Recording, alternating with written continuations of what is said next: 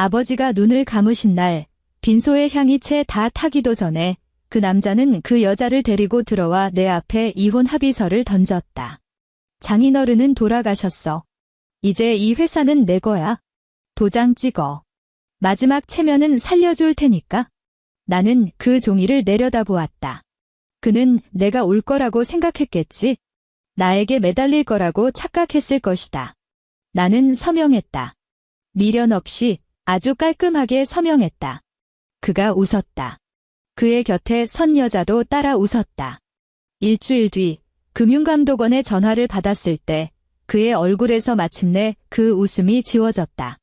이야기가 본격적으로 시작되기 전 댓글창에 지금 어디서 이 방송을 듣고 계신지 남겨주세요. 여러분이 계신 그곳에 늘 행운이 가득하기를 기원합니다. 자, 이제 편안한 마음으로 제 이야기에 귀 기울여 주세요. 서울아산병원 장례식장의 향이 채 다 타기도 전에 심유진은 벌써 세 번째로 조객 방명록을 맨 뒷장까지 넘기고 있었다. 새벽 3시, 빈소에는 하얀 국화 냄새와 차갑게 식은 밥만 남아 있었다. 아버지 심기철의 영정사진이 한가운데 놓여 있었다. 사진 속 아버지는 짙은 색 정장 차림으로 입꼬리를 꾹 누르고 있었다. 마치 회사 임원회의에서 형편없는 보고서를 다 듣고 난 뒤에 짓던 그 표정 같았다. 심유진은 방석 옆에 무릎을 꿇고 앉아 있었다. 무릎 위에 올려둔 손가락은 너무 오랜 시간 같은 자세를 유지한 탓에 관절 마디마디가 하얗게 질려 있었다. 상주의 자리는 반쪽이 비어 있었다. 남편 강태훈의 이름이 흰 종이에 적혀 그녀의 옆에 붙어 있었지만 아버지가 눈을 감은 순간부터 지금까지 이틀이 지나도록 남편은 단 한 번도 빈소를 온전히 지키지 않았다. 첫째 날 밤, 남편이 전화를 걸어왔다. 옆에 누가 듣기라도 할까 봐 목소리를 한껏 낮춘 채였다. 회사 쪽에 갑자기 비상사태가 터졌어. 남편이 수화기 너머로 말했다. 이것만 처리하고 바로 갈게. 일단 당신이 좀 버티고 있어. 심유진은 병원 복도 끝에 앉아 있었다. 몸에 걸친 검은색 상복은 아직 단추조차 다 채우지 못한 상태였다. 그녀는 간호사가 아버지의 병실 문 앞에 걸려있던 이름표를 떼어내는 모습을 지켜보며 담담하게 대답했다. 알았어. 둘째 날 점심, 남편은 회사 총무팀을 시켜 근조하환과 조의금 봉투를 보냈다. 총무팀 직원은 고개를 숙이며 말했다. 부사장님께서 오후에는 꼭 오신다고 전하셨습니다. 오후가 되어도 그는 오지 않았다. 저녁이 되어도 오지 않았다. 밤 11시, 남편은 다시 메시지를 보내왔다. 은행 쪽에 급한 서류가 있어서 내일 아침에 가겠다는 내용이었다. 심유진은 답장하지 않았다. 아버지는 투병의 마지막 순간, 피부가 야은 종잇장처럼 변해버렸다. 그녀의 손을 쥐었을 때조차 아무런 악력이 느껴지지 않았다. 하지만 아버지는 숨을 거두기 직전까지 두 눈을 부릅뜬 채 그녀를 아주 오랫동안 바라보았다. 유진아, 아버지의 목소리가 헐떡이는 목구멍 사이로 힘겹게 새어나왔다. 서두르지 마라. 그때 병실 밖에는 비가 내리고 있었고 유리창에는 빗물이 조밀한 자국을 남기며 흘러내렸다. 심유진은 몸을 숙여 아버지에게 다가갔다. 아버지가 말했다. 기다려라. 와야 할 그날이 올 때까지. 장례식장에서는 절대 소란 피우지 말고. 내 말 알아들었니? 심유진은 고개를 끄덕였다. 아버지는 다시 말했다. 그놈은 내가 아무것도 모른다고 생각할 거다. 그 한마디를 끝으로 아버지는 오랫동안 입을 열지 못했다. 지금 빈소 앞 전자시계가 3시 17분을 가리켰다. 심유진은 조객 방명록을 덮고 시선을 들어 영정사진을 바라보았다. 아버지, 그녀가 낮게 중얼거렸다. 벌써 3일째예요. 그때 입구에서 구두 굽소리가 울렸다. 조문객이 들어올 때의 그 머뭇거리고 조심스러운 발걸음이 아니었다. 그 소리는 아주 안정적이고 빠르며 이 상황과 전혀 어울리지 않게 경쾌하기까지 했다. 밖에 서 있던 장례 지도사가 작은 목소리로 알렸다. 상주님 오셨습니다.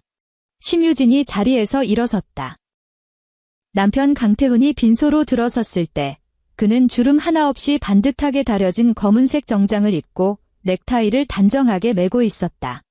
그의 뒤에는 회사 기획팀장 한서연이 따라 들어왔다. 한서연 역시 검은색 정장 차림의 가슴에는 하얀 근조 리본을 달고 있었지만 머리는 한치의 흐트러짐 없이 깔끔하게 빗어넘겨 조문을 온 것이 아니라 회사의 임원회의에 참석하러 온 사람 같았다. 벽에 기대어 깜빡 졸고 있던 친척들이 인기척을 듣고 일제히 자세를 고쳐 앉았다. 심유진의 고모가 가장 먼저 미간을 찌푸리며 목소리를 낮춰 말했다. 저 사람은 회사 직원 아니니? 왜 태훈이 뒤에 딱 붙어 들어오는 거야? 남편은 영정사진 앞에 먼저 향을 올리지 않았다. 그는 빈소 한가운데 서서 주위 사람들을 한번 훑어보더니 이내 심유진을 쳐다보았다. 고생했어, 남편이 말했다. 심유진은 아무 대답도 하지 않았다. 남편은 들고 온 서류 가방에서 2개의 문서를 꺼내 그녀에게 건넸다. 결제판의 모서리가 그녀의 손등을 스쳤다. 종이는 차가웠다. 지금 상황이 좀 급해, 남편이 말했다. 장인어른은 돌아가셨고 회사 수장 자리를 비워둘 수는 없잖아. 이사회에서는 어제 이미 나를 신임 사장으로 추대했어. 이건 사장 취임 동의서야. 그리고 그는 잠시 말을 멈췄다. 마치 그곳에 있는 모든 사람이 똑똑히 들으라는 듯 의도적인 틈을 두었다. 이건 이혼 합의서. 빈소의 향 연기가 위로 아스라이 피어올랐다. 친척들은 마치 누군가 목구멍을 콱 틀어진 것처럼 숨을 죽였다. 고모가 화들짝 놀라 한 발짝 나서려 했으나 옆에 있던 고모부가 그녀의 팔을 다급히 잡아 끌었다. 심유진은 고개를 숙여 서류를 내려다보았다. 이혼 합의서의 첫 페이지에는 이미 남편의 서명이 적혀 있었다. 재산 분할 항목은 아주 단순했다. 각자 명의의 재산은 각자가 소유하며 상호 간의 혼인 전 재산 및 상속 재산에 대한 권리를 주장하지 않는다는 내용이었다. 그 아래로는 아파트 주차권, 가전제품, 그리고 약간의 생활비 계좌 등 공동 재산 정리에 관한 몇 줄의 문장이 적혀 있었다. 소름 끼칠 정도로 깔끔했다. 남편은 아마도 회사가 이미 자기 손에 넘어왔으니 이 이혼 합의서가 자신에게 절대적으로 유리하다고 믿는 모양이었다. 심유진은 2번째 서류를 넘겼다. 이른바 사장 취임 동의서에는 이렇게 적혀 있었다. 본인 심유진은 주요 주주의 배우자로서 강태훈이 주식회사 심제약의 대표이사 겸 사장으로 취임하는 것에 동의하며 향후 등기 변경 절차에 적극 협조한다. 주요 주주의 배우자. 주주가 아니었다. 경영 참여자도 아니었다. 심지어 딸조차 아니었다. 심유진은 서류를 든 채 당장 입을 열지 않았다. 남편 뒤에 서 있던 한서연이 작게 숨을 들이켜는 소리가 들렸다. 아주 짧은 소리였지만 마치 모든 결과가 정해진 것을 지켜보는 자의 여유로움이 묻어났다. 남편이 반발짝 앞으로 다가오며 목소리를 억눌렀다. 유진아, 오늘 소란 피우지 마. 친척들도 다 보고 있고 언론사에서 찾아올 수도 있어. 그냥 서명해. 마지막 체면은 살려줄 테니까. 심유진은 고개를 들어 남편을 똑바로 바라보았다. 3년 전 아버지가 최장암 판정을 받았을 때도 남편은 딱 이런 말투로 그녀의 귓가에 속삭였다. 당신은 아버님 병간호에 전념해. 바깥일은 내가 다 알아서 버틸 테니까. 그 무렵 회사는 현금 흐름이 막혀 숨이 턱턱 막히던 시기였다. 오래된 약품 라인들의 수익이 급감했고 신약 연구개발 프로젝트는 당장이라도 폐기될 위기에 처해 있었다. 그녀는 낮에는 아버지의 병실에서 의사에게 치료 계획을 들었고 밤에는 회사로 돌아와 시장 분석 보고서를 검토했다. 그러면서도 서류에 결제할 때 쓴 직함은 여전히 비서실장이었다. 대외적으로 남편은 신제품 발표회에 참석하고 기자들의 인터뷰를 단독으로 진행했으며 아버지가 앉던 자리에 서서 우리 회사는 반드시 다시 일어설 것입니다 라고 떠들었다. 하지만 내부적으로 진짜 연구개발 방향을 수정하고 악성 부채를 처리하며 적자가 나는 유통망을 가차없이 잘라낸 사람은 그녀였다. 그러나 그녀는 전면에 나설 수 없었다. 아버지의 병상 곁에서 숱하게 들었던 당부 때문이었다. 유진아, 지분 구조는 아직 절대 공개해선 안 돼. 얘 태훈이는 아직 모르고 있다. 모든 서류가 완벽하게 자리 잡을 때까지 내게는 시간이 필요해. 그녀는 3년을 꾹 참았다.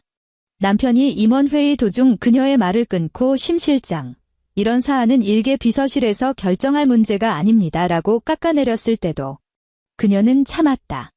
한서연이 그녀가 밤을 새워가며 작성한 기획안의 표지만 갈아 끼운 채 남편의 책상에 올렸고 남편이 회의석상에서 한 팀장이 요새 성장이 아주 빨라라며 칭찬했을 때도 그녀는 묵묵히 참아냈다. 그런데 지금 아버지의 영정 앞에서 남편은 이혼 합의서를 들이밀었고 그의 곁에는 그 여자가 서 있었다. 심유진은 서류를 서명란 페이지로 넘겼다. 고모가 참지 못하고 나섰다.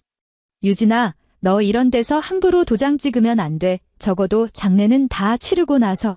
고모, 심유진이 나지막이 말을 끊었다. 괜찮아요. 남편의 미간이 미세하게 꿈틀거렸다. 그는 그녀가 이렇게 순순히 그리고 빨리 움직일 줄은 예상하지 못한 눈치였다. 심유진은 장례 지도사에게 펜을 한 자루 빌려달라고 했다.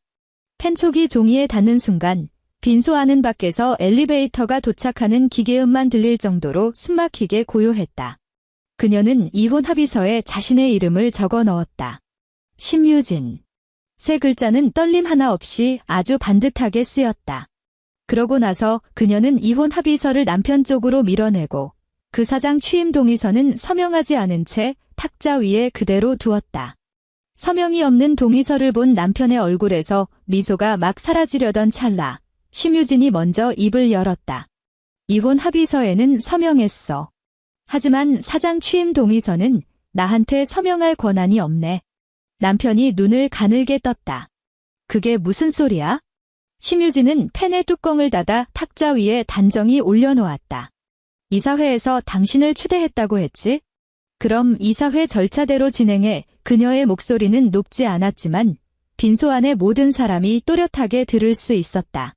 이런 동의서를 영정 앞에서 망자의 딸에게 내미는 건 이치에 맞지 않아. 남편의 턱 근육이 순간적으로 팽팽하게 당겨졌다. 한서연이 반발짝 앞으로 나서며 마치 다정한 조언자라도 된 양 부드럽게 타일렀다. 심 실장님. 지금 회사 상황이 정말 혼란스럽습니다. 부사장님께서도 며칠 동안 눈을 거의 못 붙이셨어요.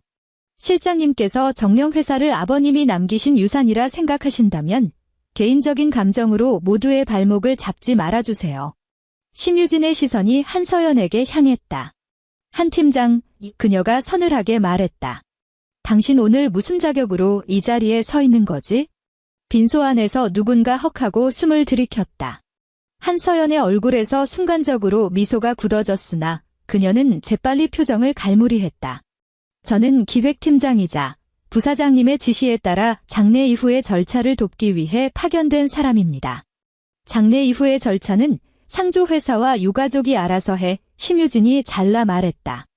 회사 직원이 상주 자리 옆에 버젓이 서 있을 이유는 없어. 남편의 목소리가 무겁게 가라앉았다. 그만해. 일 험악하게 만들지 마. 심유진은 검은색 핸드백을 집어들고 영정사진을 향해 깊이 허리를 굽혔다. 아버지의 발인 절차는 제가 모두 확인해 두었습니다. 남은 시간, 당신이 굳이 상주 노릇을 하고 싶다면 여기 앉아 있어. 그녀는 몸을 돌려 남편을 응시했다. 하지만 이혼 서류는 당신이 가져왔고 당신이 먼저 서명했어. 나중에 내가 당신을 등 떠밀었다는 소리는 하지 마. 남편이 코웃음을 쳤다. 당신 지금 끝까지 이성적인 척하는 거야? 유진아, 당신이 나 없이 대체 뭘 할 수 있는데? 회사 놈들이 일개 비서실장 말을 고분고분 들을 것 같아? 심유진은 아무 대답도 하지 않았다. 그녀가 한서연의 곁을 스쳐 지나갈 때 한서연의 향수 냄새가 훅 끼쳤다. 옅은 향이었지만 빈소의 짙은 향 냄새 속에서는 유독 날카롭게 폐부를 찔렀다. 한서연은 몸을 비켜서면서도 여전히 입꼬리를 살짝 올리고 있었다. 심유진이 빈소를 완전히 빠져나가기 전 남편이 친척들을 향해 외치는 소리가 등 뒤로 들려왔다. 여러분, 오해하지 마십시오. 회사는 지금 무조건 안정을 찾아야 합니다. 제가 장인어른께도 임직원들에게도 끝까지 책임지겠습니다. 그는 책임이라는 두 글자에 유독 힘을 주어 말했다. 심유진은 뒤돌아보지 않았다. 이른 새벽의 장례식장 밖은 아직 어둠이 채 가시지 않았다. 그녀가 차에 오르자 운전기사가 조심스럽게 물었다. 사모님, 어디로 모실까요? 그 호칭이 그녀의 숨을 잠깐 멈추게 했다. 남편의 사모님, 부사장 사모님.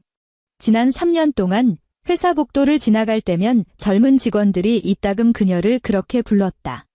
분명 그녀에게도 엄연한 직함이 있었고 개인 사무실이 있었으며 누구보다 이른 출근 기록이 있었지만 사람들은 남편만 나타나면 아주 자연스럽게 그녀를 남편의 그림자 뒤로 밀어넣었다. 심유진은 안전벨트를 채웠다. 청담동으로 가주세요. 그녀가 말했다. 아버지 본가로요. 운전기사는 룸미러로 그녀를 한번 흘끔 쳐다보았지만 더 묻지는 않았다. 차는 텅 빈 도로 위를 미끄러지듯 달렸다. 서울의 새벽 공기는 제법 차가웠고 가로등 불빛이 아뷰리를 타고 연한 노란색 선을 이으며 스쳐 지나갔다. 심유진은 휴대전화 전원을 끄고 가방 안에 집어넣었다. 그녀는 시트에 몸을 기대고 천천히 손바닥을 폈다. 서명할 때 펜을 얼마나 꽉 쥐었는지 손가락 끝마디에 깊은 자국이 파여 있는 것을 그제야 깨달았다. 아버지의 본가는 청담동의 조용한 골목 안쪽에 자리 잡고 있었다. 대문 비밀번호는 여전히 아버지의 생일이었다. 심유진이 숫자를 차례로 누르다 마지막 숫자 위에서 손끝을 오래도록 멈췄다. 문이 열렸다. 현관에 가지런히 놓인 슬리퍼들 중 아버지가 평소 즐겨 신던 짙은 회색 슬리퍼가 여전히 왼쪽 자리를 지키고 있었다. 거실은 불이 꺼진 채 커튼이 반쯤 닫혀 있었다. 공기 중에는 옅은 약 냄새와 오래된 원목 가구에서 나는 묵직한 냄새가 섞여 떠돌았다. 심유진은 상복 구두를 벗고 맨발로 마루를 밟았다. 발바닥에 닿는 바닥의 냉기가 서늘했다. 그녀는 안방으로 가지도 소파에 앉지도 않았다. 그녀는 아버지의 서재 문 앞으로 다가가 조용히 문을 밀고 들어갔다. 서재 책상 위에는 아버지가 생전에 쓰시던 돋보기 안경이 그대로 놓여 있었다. 그 옆에는 지난달 그녀가 결제를 올렸던 회사 업무 브리핑 서류 몇 부가 깔려 있었다. 아버지는 그때 이미 스스로 상체를 일으키기도 벅찬 상태였지만 붉은색 펜을 쥐고 페이지 여백의 밑줄을 그어가며 서류를 읽으셨다. 그녀는 책상 앞에 서서 가방에서 이혼 합의서 복사본을 꺼내 탁자 위에 올려놓았다. 종이가 펼쳐지는 순간 자신의 서명 바로 아래 적힌 남편의 서명이 눈에 들어왔다. 이미 원하는 모든 것을 손에 쥐었다고 맹신하는 듯 펜선은 오만하게 뻗어 있었다. 심유진은 손을 뻗어 구겨진 종이를 판판하게 펴주었다. 그러고는 아버지의 책상 위에 놓인 유선 전화기에 수화기를 들고 번호를 꾹꾹 눌렀다. 신호음이 4번 울린 뒤 전화가 연결됐다. 접니다. 심유진이 입을 열었다. 수화기 너머 민 변호사의 목소리는 마치 밤새 연락을 기다린 사람처럼 아주 또렷하고 맑았다. 심 실장님, 장례는 다 끝났습니까? 아지교 심유진은 어둠이 깔린 창밖 정원을 응시했다. 하지만 그 사람이 빈소까지 이혼 서류를 들고 찾아왔어요. 수화기 너머에서 1초의 정적이 흘렀다. 민 변호사가 물었다. 서명은 하셨습니까? 네, 했습니다. 알겠습니다. 민 변호사의 목소리에는 조금의 놀라움도 섞여 있지 않았다. 사장님께서 생전에 당부하셨습니다. 만약 강 부사장이 먼저 이혼을 요구하고 합의서 내용 중에 상속 재산에 대한 권리를 포기한다는 조항이 들어있다면 주저없이 서명하라고 하셨지요. 심유진은 시선을 아래로 내렸다. 책상 모서리 부근에 남은 오래된 긁힌 자국이 눈에 들어왔다.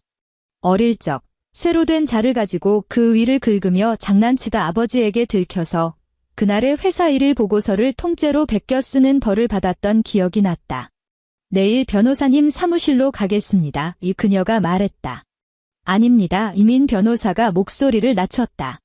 사장님께서 지정하신 시간은 발인이 끝난 다음 날 오전 10시입니다. 문서는 반드시 그 시간에 개봉하고 인도되어야 합니다. 심 실장님, 그 전까지는 절대로 회사의 어떤 서류에도 서명하지 마시고 강 부사장의 회사 업무 연락에도 일절 응답하지 마십시오. 알고 있습니다. 민 변호사가 잠시 말을 멈추었다. 그리고 사장님께서 친필 편지를 하나 남기셨습니다. 심유진의 손가락이 전화기 선을 꽉 움켜쥐었다. 제게 주시는 건가요? 예, 오직 실장님 한 분만 보시라고 남기셨습니다. 심유진은 한참 동안 입을 떼지 못했다. 서재안은 너무도 고요해서 유선 수화기 안에서 미세하게 흐르는 전류 소리만이 작게 귓가를 울렸다. 그녀는 탁자 위의 이혼 합의서에서 아버지의 돋보기 안경으로 시선을 옮겼다. 안경다리가 미세하게 휘어져 있었다. 아버지가 생애 마지막 몇 달 동안 침대에 누운 채로 서류를 읽느라 짓눌린 자국이었다. 민 변호사님이 그녀가 물었다. 아버지, 마지막에 후회하지는 않으셨나요? 수화기 너머에서 천천히 들이쉬고 내쉬는 민 변호사의 숨소리가 들려왔다. 사장님께서 마지막으로 녹음본을 남기실 때 말씀하셨습니다. 당신의 인생에서 유일하게 후회되는 것은 유진이를 너무 오래 기다리게 했다는 것뿐이라고요. 심유진은 두 눈을 질끈 감았다. 다시 눈을 떴을 때 그녀는 수화기를 제자리에 내려놓았고 아버지의 안경에는 끝내 손을 대지 않았다. 장례식 4일째, 발인이 끝난 직후 남편은 화장장 밖에서 10통이 넘는 업무 전화를 받으며 서 있었다. 심유진은 멀찍이 서 그를 지켜보았다. 남편은 상복을 입고 가슴에 흰 꽃도 아직 떼지 않았지만 전화기에 대고 내뱉는 말투는 이미 회사 임원회의 때의 그 숨가쁜 리듬을 되찾고 있었다. 등기 서류는 오늘 중으로 무조건 접수시켜. 은행 쪽은 내가 직접 확인해서 처리할 테니까 대기해. 한 팀장, 당신은 먼저 회사로 복귀해. 내일 있을 전 직원 조회 준비 철저히 하고. 한서연은 남편 옆에 서서 한 손에는 태블릿 PC를 들고 다른 한 손으로는 그가 건네는 서류 봉투를 자연스럽게 받아들었다. 두 사람의 호흡은 상사와 부하 직원이라기엔 지나치게 익숙하고 끈적했다. 친척들은 그 모습을 뻔히 보면서도 모두 못 본 척 고개를 돌렸다. 한국의 가정에서 망자가 땅에 묻히는 날 그 자리에서 험한 말을 꺼내는 사람은 아무도 없다. 더욱이 그것이 회사의 경영권이나 엄청난 액수의 돈이 걸린 문제라면, 그리고 그 당사자가 사위와 외동딸이라면 사람들은 의례 이렇게 입을 닫는다. 그래, 앞으로 차차 이야기하면 되겠지? 하지만 심유진은 차차 이야기할 생각이 추호도 없었다. 다음 날 오전 9시 40분, 그녀는 상복을 벗고 회흑색의 단정한 정장 차림으로 강남에 위치한 조용한 오피스 빌딩으로 향했다. 민 변호사의 로펌은 13층에 있었다. 데스크의 직원이 그녀를 보자마자 벌떡 일어났다. 심 실장님, 변호사님께서 기다리고 계십니다. 회의실 안에는 굳게 밀봉된 서류함 3개가 탁자 위에 나란히 놓여 있었다. 예순을 앞둔 민재욱 변호사는 테이블 곁에 서 있었다. 그의 양복 소매 끝은 달아 있었으나 구김살 하나 없이 정갈했다. 희끗희끗한 머리를 빗어넘긴 그가 그녀를 향해 정중히 허리를 굽혔다. 앉으십시오, 민 변호사가 말했다. 그동안 고생 많으셨습니다. 심유진은 자리에 앉은 뒤 형식적인 인사치레를 생략했다. 서류부터 보죠, 그녀가 말했다. 민 변호사가 첫 번째 서류함을 그녀 앞으로 밀어주며 봉인된 테이프를 뜯었다. 이것은 신탁 설정 서류입니다. 3년 전 심 사장님께서 최장암 확진 판정을 받으신 직후 본인이 보유하고 계시던 회사 핵심 보통주 51%를 신탁에 넘기셨습니다. 수익자는 바로 실장님, 심유진 님입니다. 신탁 관리인은 본 로펌이 지정한 법인이며 의결권 행사는 오로지 수익자의 서면 지시에 따르도록 명시되어 있습니다. 심유진이 서류를 넘겼다. 페이지마다 아버지의 자필 서명과 공증인 도장, 그리고 날짜가 선명하게 찍혀 있었다. 날짜는 아버지가 첫 항암 치료를 받고 난 뒤 9일째 되던 날이었다. 그날을 그녀는 똑똑히 기억했다. 아버지는 물조차 넘기지 못하고 토악질을 해대면서도 밤이 되자 그녀의 등을 떠밀며 집에 가서 좀 쉬라고 하셨다. 그녀는 아버지가 딸이 고생하는 걸 보기 안쓰러워 그러시는 줄만 알았다. 그런데 그 시간에 아버지는 변호사를 만나고 있었던 것이다. 민 변호사가 두 번째 서류함을 열었다. 이건 강 부사장 명의로 된 지분 관련 자료입니다. 현재 그가 보유하고 있는 것은 우선주입니다. 수익권은 존재하지만 의결권은 제한되어 있지요. 대외적으로는 이 세부 사항이 공시되지 않았고 오직 회사 내부의 주주명부와 신탁 부속 서류에만 비밀리에 등재되어 있습니다. 심유진이 고개를 끄덕였다. 그래서 그 사람은 자기가 위임장을 쥐고 있고 이 사진이 지지해주니까 이미 회사를 통째로 삼켰다고 믿는 거군요. 그렇습니다. 이민 변호사가 공증서류 한 부를 그녀 앞에 내밀었다.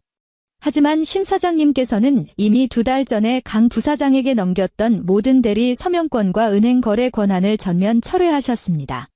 이 철회 절차는 완벽하게 공증을 마쳤고 주거래 은행과 주요 거래처들에도 각각 통지가 완료되었습니다.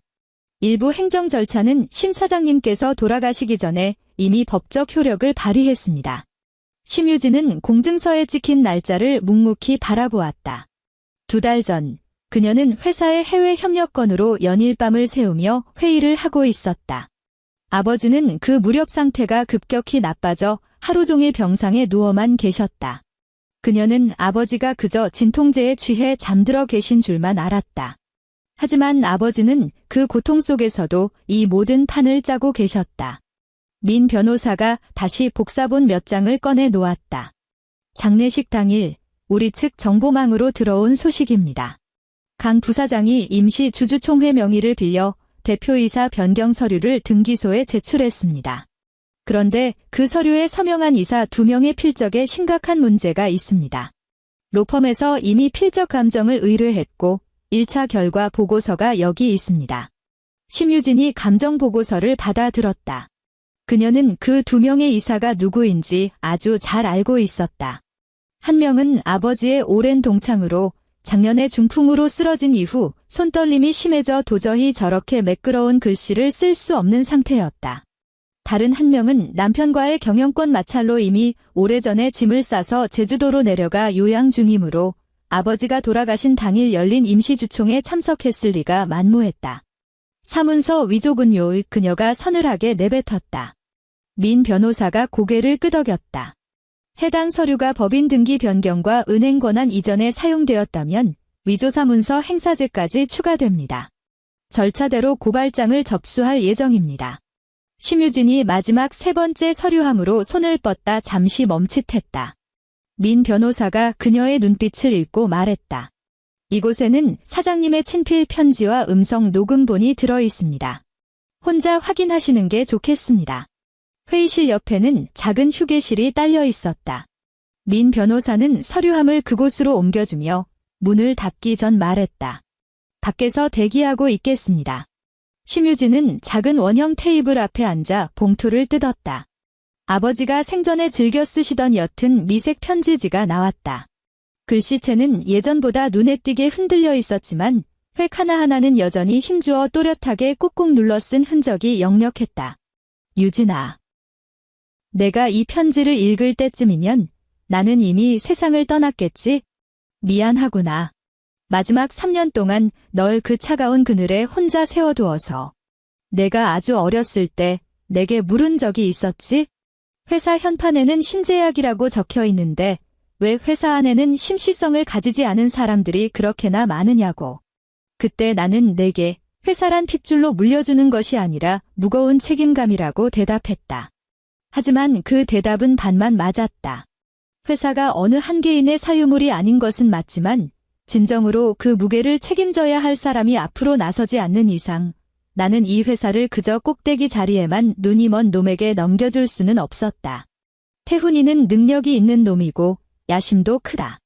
능력은 부리면 그만이지만 야심에는 반드시 선이 그어져 있어야 해. 지난 3년 동안 나는 그놈에게 충분히 기회를 주었고 동시에 그놈이 어떤 선택을 내리는지도 똑똑히 지켜보았다.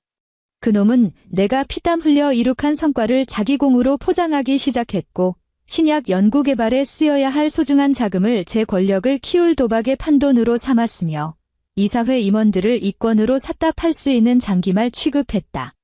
내가 그 모든 수모를 묵묵히 견딘 것은 내가 너에게 기다리라고 했기 때문이지. 이제 여기까지다. 그걸로 충분하다. 신탁 서류는 모두 완벽하게 마무리되었다.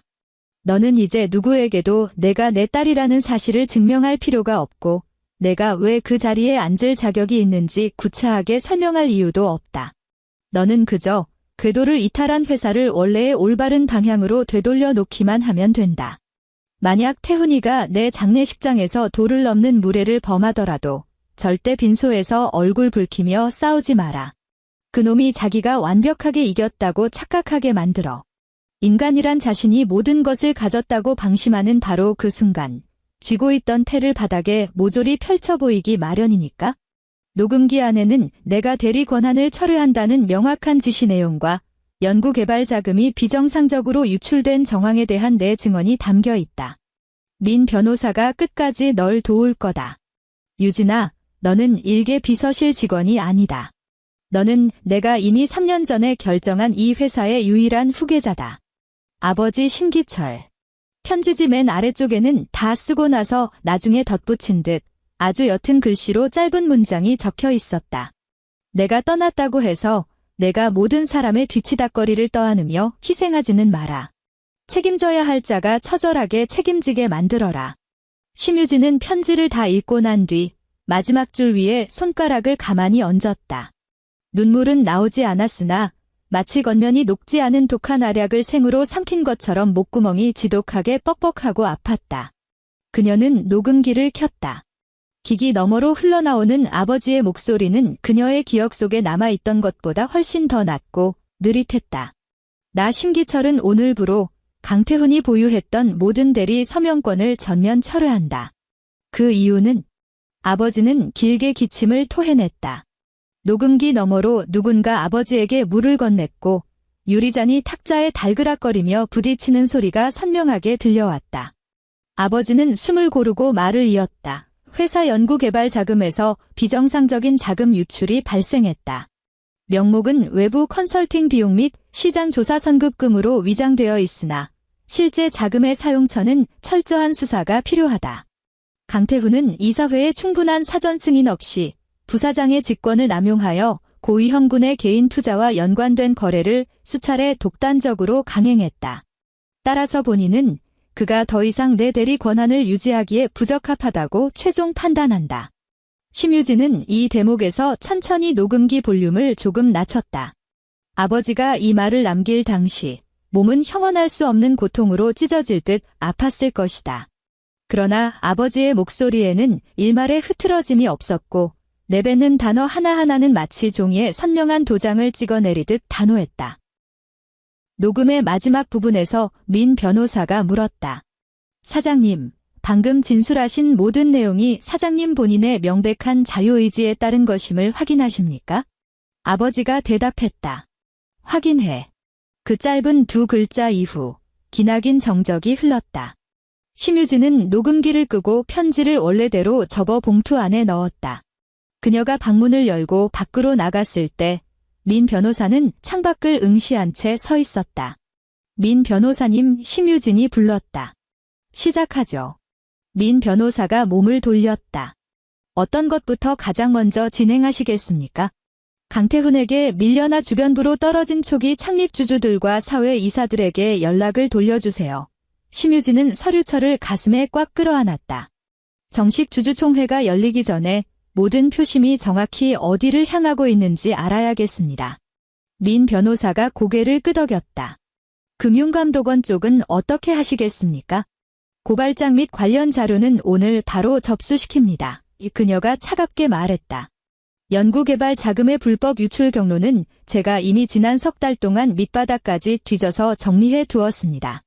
아버지가 아직 살아계셨기에 섣불리 움직이지 않았을 뿐입니다. 민 변호사는 그녀를 가만히 바라보았다. 그의 눈빛에 처음으로 손아랫 사람을 향한 애틋함 같은 것이 아주 희미하게 스쳤다. 심유진은 그 시선을 애써 피했다. 그리고 하나 더 그녀가 덧붙였다. 이혼 합의서 복사본은 안전하게 잘 보관해 두십시오. 원본은 강태훈이 가지고 있습니다. 그 사람은 아마 그 얄팍한 종이 쪼가리가 자기가 이겼다는 완벽한 전리품이라고 믿고 있겠죠. 민 변호사는 지시받은 서류들을 자신의 검은 가죽 가방 안에 꼼꼼히 챙겨 넣었다. 이제 그 사람에게 뼈저리게 가르쳐 줄 겁니다. 그 종이는 전리품이 아니라 스스로 제 목을 조르기 위해 그어놓은 한계선이라는 거려. 그 후 3일 동안 심유진은 집에 거의 들어가지 않았다. 그녀가 가장 먼저 찾아간 곳은 마포에 있는 조그마한 재활병원이었다. 회사 초기 창립 멤버 중 한 명인 정 이사가 그곳에서 뇌졸중 후유증으로 재활치료를 받고 있었다. 정 이사는 젊은 시절 아버지를 따라 전국을 돌며 원료 공급망을 개척한 개국 공신이었으나 이후 남편이 연구개발 예산을 대폭 삭감하려는 것에 격렬히 반대하다가 이사회 변두리로 처참하게 내쳐졌다. 병실 안에는 소독약 냄새가 짙게 깔려 있었다. 휠체어에 앉아있던 정 이사는 병실로 들어서는 심유진을 발견하고 먼저 그녀 뒤에 선 민 변호사를 흘끔 살폈다. 심 실장, 정 이사가 입을 뗐다. 사장님 일은? 삼가 고인의 명복을 빕니다. 심유진은 그를 향해 정중히 허리를 숙였다. 정 이사님, 오늘 저는 비서실장의 신분으로 이 자리에 온 것이 아닙니다. 그녀는 신탁수익자 증명서류를 꺼내 병실 탁자 위에 올려놓았다. 아버지가 남기신 회사 핵심 보통주 51%는 신탁으로 관리되며 그 유일한 수익자는 바로 접니다. 다가올 정식 주주총회에서 저는 그 막강한 의결권을 행사하여 강태훈을 사장 자리에서 끌어내릴 겁니다. 정 이사가 떨리는 손으로 돋보기 안경을 고쳐 쓰고 천천히 서류의 페이지를 넘겼다. 그는 아주 오랫동안 종이에서 눈을 떼지 못하더니 이윽고 고개를 들어 올렸다. 사장님께서 기어이 무서운 뒷수를 남겨놓으셨군요. 심유진은 애둘러 말하지 않았다. 이사님의 반대표가 절실히 필요합니다. 그리고 이사님께서 다시 이사회 정중앙으로 돌아오셔야 합니다. 정 이사가 쓴웃음을 지었다. 내 몸이 이런 꼴인데? 회사에 매일 출근하실 필요는 없습니다. 심유진이 단호하게 말했다. 하지만 무너진 신약 연구의 뼈대를 바로잡고 감시할 사람은 반드시 필요합니다. 아버지가 이사님을 믿으셨듯 저 역시 이사님을 전적으로 믿습니다. 정 이사는 늘 회사 복도를 고개 숙인 채 조용히 걸어 다니던 이 여자를 처음으로 아주 유심히 그리고 진지하게 쳐다보았다. 심 실장, 그동안 왜 아무 말씀 안 하셨습니까? 그가 물었다. 심유진이 서류를 거두어 드렸다. 아버지가 기다리라고 하셨으니까요. 그럼 지금은? 아버지가 떠나셨으니까요. 그녀가 대답했다. 이제 더는 기다리지 않습니다. 그 다음으로 만난 창립 멤버는 분당에 살고 있었다. 김상무는 이미 오래전 현직에서 은퇴하여 자택에서 난초를 가꾸며 소일하고 있었다. 심유진의 설명을 전부 듣고 난 뒤 그는 딱 한 가지만 물었다. 태훈이도 이 사실을 아느냐? 곧 알게 될 겁니다. 김상무는 잠시 침묵하더니 서랍장을 여러 색이 바랜 낡은 사진 한 장을 꺼냈다. 심기철 사장이 회사를 갓 창업했을 무렵 허름한 공장 문 앞에서 직원 몇 명과 찍은 단체 사진이었다. 다들 값싼 싸구려 양복을 입고 햇볕에 그을려 얼굴이 붉게 달아오른 채 환하게 웃고 있었다. 내 아버지는 회사를 자기 권력의 전리품으로 여기는 놈들을 가장 혐오하셨다. 김상무가 사진을 탁자 위에 가만히 올려두었다. 제약회사가 누가 가장 높은 의자에 앉을지만 혈안이 되어 있다면 결국 약은 환자를 살리기 위해 만드는 거라는 가장 본질적인 이유마저 잊어버리게 될 거라고 입버릇처럼 말씀하셨지. 심유진은 그 사진을 가만히 내려다보며 손을 뻗어 만지지는 않았다. 김상무가 말했다. 내 표는 너에게 주마. 세 번째 만남은 사회이사를 맡고 있는 윤 교수와의 대학 연구실 면담이었다. 그날은 비가 꽤 많이 내렸고 캠퍼스 바닥에는 흠뻑 젖은 은행잎들이 노랗게 달라붙어 있었다. 윤 교수는 상황 설명을 듣자마자 지분율 따위는 묻지도 않았다. 그의 첫 질문은 이것이었다. 연구개발 자금 불법 유출과 관련된 고발 자료는 얼마나 탄탄합니까? 심유진이 깔끔하게 정리된 서류 뭉치를 내밀었다. 비정상적인 자금 이체 경로, 예산 전용 승인 이메일 내역, 예산 변경 기록까지 모두 준비되어 있습니다. 유출된 자금의 상당 부분이 강태훈의 개인 투자 관련 차명 계좌로 흘러간 정황이 뚜렷합니다. 이 부분은 금감원과 검찰의 정밀한 조사가 들어가면 낱낱이 파헤쳐질 겁니다. 윤 교수는 서류를 넘길수록 미간의 주름을 깊게 팠다. 이건 단순한 경영상의 오판이 아니군요. 윤 교수가 서류를 내려놓으며 말했다. 회사를 자기 개인 현금 인출기처럼 갖다 쓴 겁니다. 그래서 절차가 아주 투명하고 깨끗해야 합니다. 심유진이 응수했다. 사장 해임, 사법기관 조사, 주주 대상 공시. 이 모든 것을 완벽한 순서대로 진행할 겁니다. 윤 교수가 서류를 탁 덮었다. 주주총회에 참석하겠습니다. 셋째 날 저녁 무렵 변호사를 통해 금융감독원에 정식으로 고발장이 접수되었다. 로펌을 빠져나왔을 때는 이미 사위가 어둑해진 뒤였다. 심유진이 차를 기다리며 길가에 섰을 때 휴대전화 전원을 켜자 수십 통의 메시지가 폭포수처럼 쏟아져 들어왔다. 남편이 10통이 넘는 메시지를 보내왔다.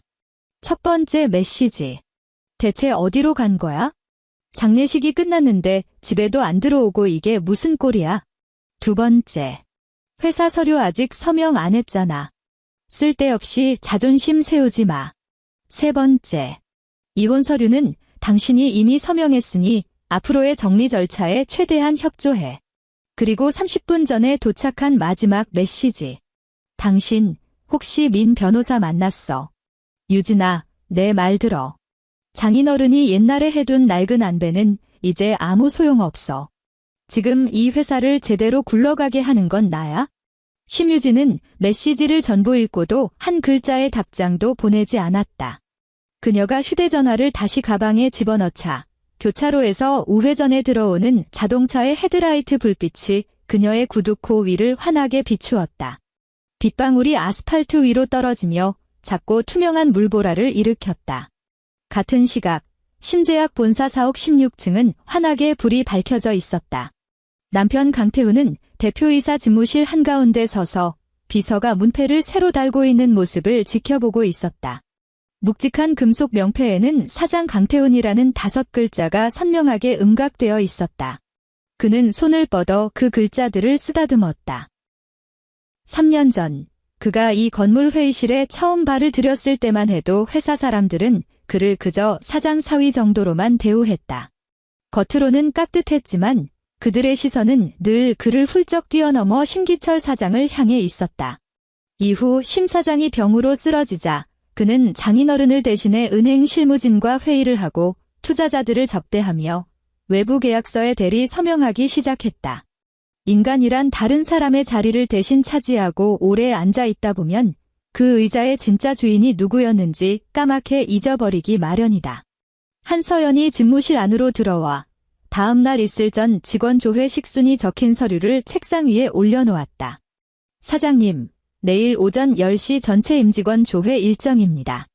먼저 사장님께서 새로운 경영 방침을 발표하시고 이어서 곧바로 대대적인 조직 개편안을 선언하시면 됩니다. 저는 대표이사 실장 자격으로 무대에 올라 회사의 신규 전략을 프레젠테이션 하겠습니다. 남편이 그녀를 돌아보았다. 당신 명패는 다 준비됐어? 총무팀에 지시해 두었습니다. 한서연이 여유롭게 웃었다. 그런데 탕비실 쪽에서 쓸데없는 뒷말들이 좀 나오나 봅니다. 무슨 뒷말? 심 실장도 지난 몇 년간 회사에서 한 일이 적지 않은데 하루아침에 책상을 빼버리는 건 너무한 처사 아니냐는 불만입니다. 한서연이 결제판을 덮으며 말했다. 그리고 제가 대표이사 실장 자리를 꿰차는 게 속도가 너무 빠른 것 아니냐는 험담도 들립니다. 남편이 차갑게 콧방귀를 꼈다. 여기가 무슨 노인정이랑 요양원인 줄 알아? 일 잘하고 능력 있는 놈이 올라가는 건 당연한 이치야. 한서연이 그의 등 뒤로 다가가 양복 어깨선을 다정하게 쓸어내렸다. 드디어 원하시던 자리에 앉으셨네요. 그녀가 콧소리를 섞어 조용히 속삭였다. 이제 더 이상 심씨 집안 사람들 눈치 볼 일은 없겠어요. 남편이 그녀의 손을 꽉 잡았다. 이 회사는 원래 내 것이 돼야 맞았어. 그가 거만하게 내뱉었다. 내가 아니었으면 3년 전에 벌써 부도났을 회사라고. 유진이 그 여자가 뭘 알아? 병실이랑 골방에 처박혀서 서류 조각이나 들여다볼 줄 알았지. 시장이 어떻게 돌아가는지, 자금 융통이 뭔지 알기나 해. 장인어른도 마지막에는 인정하셨어. 이 회사를 살려낼 수 있는 사람은 오직 나뿐이라는 걸. 한서연은 그의 환상을 굳이 깨지 않았다. 수익성이 떨어져 무 잘리듯 잘려나간 악성 유통망 정리, 원료 공급처와의 피말리는 단가 인하 협상, 그리고 해외 협력사를 다시 테이블로 끌어들인 완벽한 임상 데이터 분석 보고서. 그 모든 것이 심유진이 캄캄한 비서실에서 새벽 1시, 2시까지 남몰래 피를 토하며 만들어낸 결과물이라는 사실을 그녀는 누구보다 잘 알고 있었다. 당연히 알 수밖에 없었다. 심유진이 작성한 그 기획안의 표지를 찢어내고 자신의 이름을 박아 남편의 책상 위에 올려둔 장본인이 바로 한서연이었으니까. 남편은 번지르르한 결과만 챙기면 그만이었다. 그 과정에서 누가 피눈물을 흘렸는지는 그에게 전혀 중요하지 않았다. 다음 날 오전 심재학 본사 1층 대강당에서 전체 임직원 조회가 열렸다. 남편이 단상 위로 걸어 올라갔을 때 강당에 울려 퍼진 박수 소리는 눈에 띄게 성글고 빈약했다. 그는 기분이 상한 것을 애써 감추고 마이크 앞에 서서 목을 가다듬었다. 한서연은 맨 앞줄 정중앙 좌석에 당당하게 앉아 있었다. 그녀의 가슴에는 대표이사 직속 실장이라는 새로운 직함이 새겨진 사원증이 번쩍이고 있었다. 그 자리는 원래 심유진의 것이었다. 회사의 나이 지긋한 직원들은 그 뻔뻔한 사원증을 보며 하나같이 표정을 굳혔다. 총무팀의 어린 직원들은 눈치를 보며 고개를 숙인 채 휴대전화 화면만 만지작거렸고 맨 뒷줄에 앉은 연구개발센터의 팀장급 연구원들은 팔짱을 낀 채 입을 굳게 다물고 있었다. 남편이 입을 열었다. 여러분. 심기철 전 사장님의 타계는 회사의 크나큰 슬픔이자 막대한 손실입니다.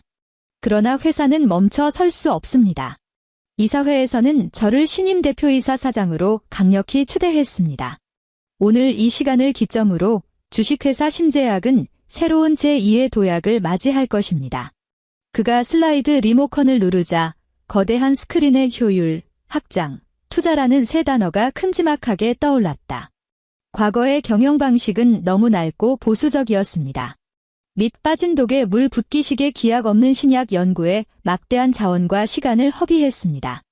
앞으로 우리 심재학은 공격적인 외부 투자를 단행하고 단기 현금 창출 능력을 극대화하며 불확실성이 높은 낡은 프로젝트들은 과감하게 폐기할 것입니다. 맨 뒷줄에 앉아있던 연구개발센터 소속 누군가가 작게 욕설을 내뱉었다.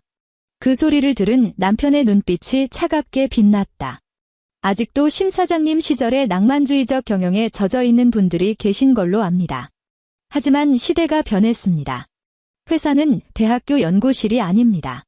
환상이나 감상 따위로는 월급을 줄 수 없습니다. 한서연이 단상 아래에서 제일 먼저 과장되게 손뼉을 치기 시작했다. 박수 소리는 앙상하게 강당을 떠돌았다. 남편이 말을 이었다. 조직 개편에 대해 말씀드리겠습니다. 대표이사 직속 실장 산하로 기획, 재무, 대외 협력 부서를 전면 통합합니다. 해당 조직의 수장으로 한서연 전 기획팀장을 대표이사 실장으로 파격 승진 발령합니다. 대강당 안은 찬물을 끼얹은 듯 섬뜩하리만치 조용해졌다. 그때 오랫동안 회사를 다닌 나이든 직원 한 명이 불쑥 손을 들었다. 남편이 미간을 팍 찌푸렸다. 지금은 질의응답 시간이 아닙니다. 하지만 노직원은 고집스럽게 자리에서 일어났다. 사장님. 그럼 그동안 헌신하셨던 심유진 실장님은 앞으로 어느 부서를 맡게 되십니까? 남편의 얼굴이 흉하게 일그러졌다. 한서연이 진행요원이 건네는 마이크를 건네받고 자리에서 일어나 아주 우아하고 흔들림 없는 미소를 지으며 대답했다. 심 전 실장님은 현재 개인적인 사유로 회사 업무에서 손을 떼신 상태입니다. 향후 인사이동이나 발령 사항이 있다면 그것은 온전히 사장님의 고유 권한으로 결정될 것입니다. 개인적인 사유요. 노직원이 한서연을 노려보았다. 심 전 사장님 장례식 발인이 고작 어제 끝났습니다만 남편이 마이크를 입에 바싹 가져다 댔다. 장소와 상황에 맞는 발언만 하십시오. 이곳은 직원 개인의 가정사를 논하는 사적인 자리가 아닙니다. 그 얼음장 같은 말이 떨어지자 대강당에 있던 수십 명의 직원들이 서로의 얼굴을 무겁게 쳐다보았다. 모두가 알고 있었다. 가장 사적인 치적 문제를 아버님의 영정 앞에 끌고 들어오고 그것도 모자라 회사의 공적인 자리까지 진흙탕으로 끌고 들어온 인간이 과연 누구인지를. 직원 조회가 끝난 뒤 대표이사 집무실로 돌아온 남편의 기분은 최악에 가까웠다. 그러나 비서가 다급히 문을 두드리고 들어와 사장님, 주거래 은행 VIP 담당 지점장님 전화입니다 라고 보고했을 때 그는 순식간에 권위적인 사장의 가면을 다시 덮었었다. 일이 넘겨. 전화가 연결되자 은행 쪽 지점장은 아주 조심스럽고 곤혹스러운 목소리로 말을 꺼냈다. 강 부사장님. 회사 주거래 계좌에서 대규모 자금 이체 지시가 들어왔는데 전산 시스템상 서명 권한을 재확인해야 한다고 오류가 뜹니다. 남편이 버럭 화를 냈다. 내가 이제 명실상부한 대표이사입니다. 법인 인감이랑 등기 서류 다 올려보냈잖습니까? 지점장이 잠시 말을 멈칫했다. 현재 귀사의 핵심 계좌 및 주요 자금 인출과 관련한 최종 승인 권한은 신탁 관리인의 동의가 반드시 필요하도록 잠겨 있습니다. 기존의 부사장님께서 가지고 계시던 서명 권한은 이미 2달 전에 철회되었다는 내용 증명이 저희 쪽으로 공식 접수되었습니다. 서류에 서명을 휘갈기려던 남편의 만년필이 종이 위에서 멈췄다. 무슨 놈의 신탁 관리인? 그게 뭡니까? 죄송하지만 상세한 계약 내용은 귀사의 실제 권리 보유자와 해당 신탁 관리인 간의 확인 절차를 거쳐야만 열람이 가능합니다. 저희 은행 측에서는 부사장님의 단독 서명만으로는 자금 집행을 승인해 드릴 수 없습니다. 남편의 목소리에서 핏기가 가셨다. 당신 지금 누구한테 무슨 소리를 짓거리는 건지 알고나 있어? 은행 지점장은 여전히 깍듯하게 기계적인 답변을 내놓았다. 저희는 접수된 법적 서류에 의거하여 원칙대로 처리할 뿐입니다. 전화가 일방적으로 끊기자 남편은 쥐고 있던 만년필을 책상 위로 집어 던졌다. 두꺼운 유리 상판에 펜촉이 부딪히며 날카로운 파열음을 냈다. 마침 결제 서류를 들고 들어오던 한서연이 소스라치게 놀라 물었다. 무슨 일이세요? 은행놈들이 주거래 계좌를 싹 다 동결해버렸어. 자금을 빼려면 무슨 빌어먹을 신탁관리인 동의서가 필요하대. 한서연의 얼굴에서 오만한 미소가 싹 가셨다. 신탁이요. 남편이 자리에서 벌떡 일어나 집무실 안을 신경질적으로 서성거렸다. 장인어른 밑에 붙어먹던 늙은 찌꺼기들이 뒤에서 꼼수를 부린 거야. 그가 이를 갈며 말했다. 아마 민 변호사 그 능구렁이 지시겠지? 늙은이가 죽기 전까지 나를 못 믿고 이딴 구질구질한 자물쇠를 채워놓고 갔어. 한서연이 집무실 문을 걸어 잠그고 목소리를 바닥으로 깔았다. 주거래 계좌가 묶여버리면 당장 진행 중인 신규 투자 대금은 어떻게 하죠? 사장님께서 그쪽 대표한테 다음 주까지 무조건 입금하겠다고 호언장담하셨잖아요. 남편이 그녀를 쏘아보았다. 내가 알아서 처리해. 무슨 수로요? 유상증자. 남편이 눈을 번뜩였다. 제3자 배정으로 긴급 유상증자를 때려서 외부 자본을 쏟아붓고 그 늙은이들 지분율을 물타기해서 깡통으로 만들어버리는 거야? 신규 자본이 수혈돼서 내 우호 지분이 늘어나면 주총에서 완벽하게 장악할 수 있어. 한서연이 천천히 고개를 끄덕였지만 결제판을 꽉 쥔 그녀의 손가락 끝은 미세하게 떨리고 있었다. 그날 밤 남편은 강남의 한 최고급 호텔 커피숍에서 회사와 오랜 거래를 맺어온 증권사 임원과 은밀히 만났다. 그의 파격적인 유상증자 계획을 듣던 증권사 임원은 자료를 넘길수록 표정이 점점 어두워졌다. 강 사장님. 긴급 유상증자, 법적으로 불가능한 일은 아닙니다. 증권사 임원이 난색을 표했다. 하지만 귀사의 정관을 보면 최대 주주의 지분율이나 경영권 변동을 초래할 수 있는 대규모 증자의 경우 반드시 의결권 있는 주식의 51% 이상 찬성을 얻어야 한다는 강력한 방어 조항이 걸려 있습니다. 남편이 등받이에 몸을 기대며 코웃음을 쳤다. 그 정도 찬성표야 당연히 끌어올 수 있지? 증권사 임원이 가져온 최신 주주 명부를 탁자 위에 펼쳐 보였다. 사장님 명의로 등록된 주식은 대부분 우선주라 이사회에서 표를 던질 수 있는 의결권이 극도로 제한되어 있습니다. 현재 사장님 편에선 이사 2명의 지분을 다 합쳐도 턱없이 부족합니다. 게다가 심기철 전 사장님이 보유하셨던 핵심 지분 전량이 현재 정체불명의 신탁 명의로 묶여 있는데 이쪽에서 찬성 도장을 찍어주지 않으면 이 안건은 이사회 문턱도 넘지 못합니다. 커피잔을 만지작거리던 남편의 손가락이 딱딱하게 굳었다. 그 신탁이라는데 묶인 지분이 정확히 몇 %요? 증권사 임원은 직접적인 수치를 언급하는 대신 무겁게 입을 뗐다. 유상증자 안건을 완전히 박살낼 수 있는 압도적인 비율입니다. 그 수익자가 대체 누구야? 저희 쪽 정보망으로는 수익자의 신원까지는 파악이 불가능합니다. 증권사 임원이 서류를 덮었다. 강 사장님, 만에 하나 그 신탁관리인이 반기를 든다면 증자는커녕 당장 사장님 자리부터 방어하셔야 할 겁니다. 내부 지분 구조부터 확실히 정리하고 오십시오. 남편은 호텔 통유리 창 밖을 내다보았다. 로비에서 캐리어를 끌고 지나가는 여행객들의 바퀴 소리가 바닥을 긁으며 규칙적인 마찰음을 내고 있었다. 그는 태어나서 처음으로 자신이 거만하게 앉아있는 이 권력의 의자 밑바닥이 단단한 대리석이 아니라 텅 빈 낭떠러지일지도 모른다는 오싹한 공포를 느꼈다. 그가 회사로 다시 돌아왔을 때는 이미 밤 11시가 훌쩍 넘은 시간이었다. 대표이사 집무실은 여전히 불이 켜져 있었고 한서연이 초조하게 그를 기다리고 있었다. 어떻게 됐어요? 그녀가 다급히 일어섰다. 남편은 피곤한 얼굴로 겉옷을 소파에 팽개쳤다. 장인어른 지분이 몽땅 신탁으로 넘어가 있었어.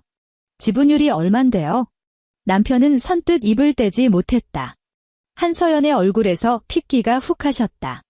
설마 51%는 아니죠? 남편이 짐승처럼 흉포하게 그녀를 쏘아보았다. 내가 그걸 어떻게 알아? 한서연은 그의 살기 어린 눈빛에 움찔하며 황급히 변명했다. 그냥 짐작한 거예요. 은행의 주거래 권한을 강제로 얼려버리고 유상증자 방어권까지 틀어줄 수 있으려면 회사의 숨통을 쥐는 51% 지배 지분율밖에 없잖아요. 남편은 털썩 소파에 주저앉아 양무릎에 팔꿈치를 올리고 머리를 감싸 쥐었다. 수익자가 누군데요? 한서연이 캐물었다. 아직 몰라. 혹시 심유진 아니에요?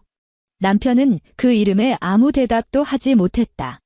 한서연이 한 발짝 다가서며 다그쳤다. 태훈 씨, 만약 진짜로 그 여자면 우리 전부 끝장이에요.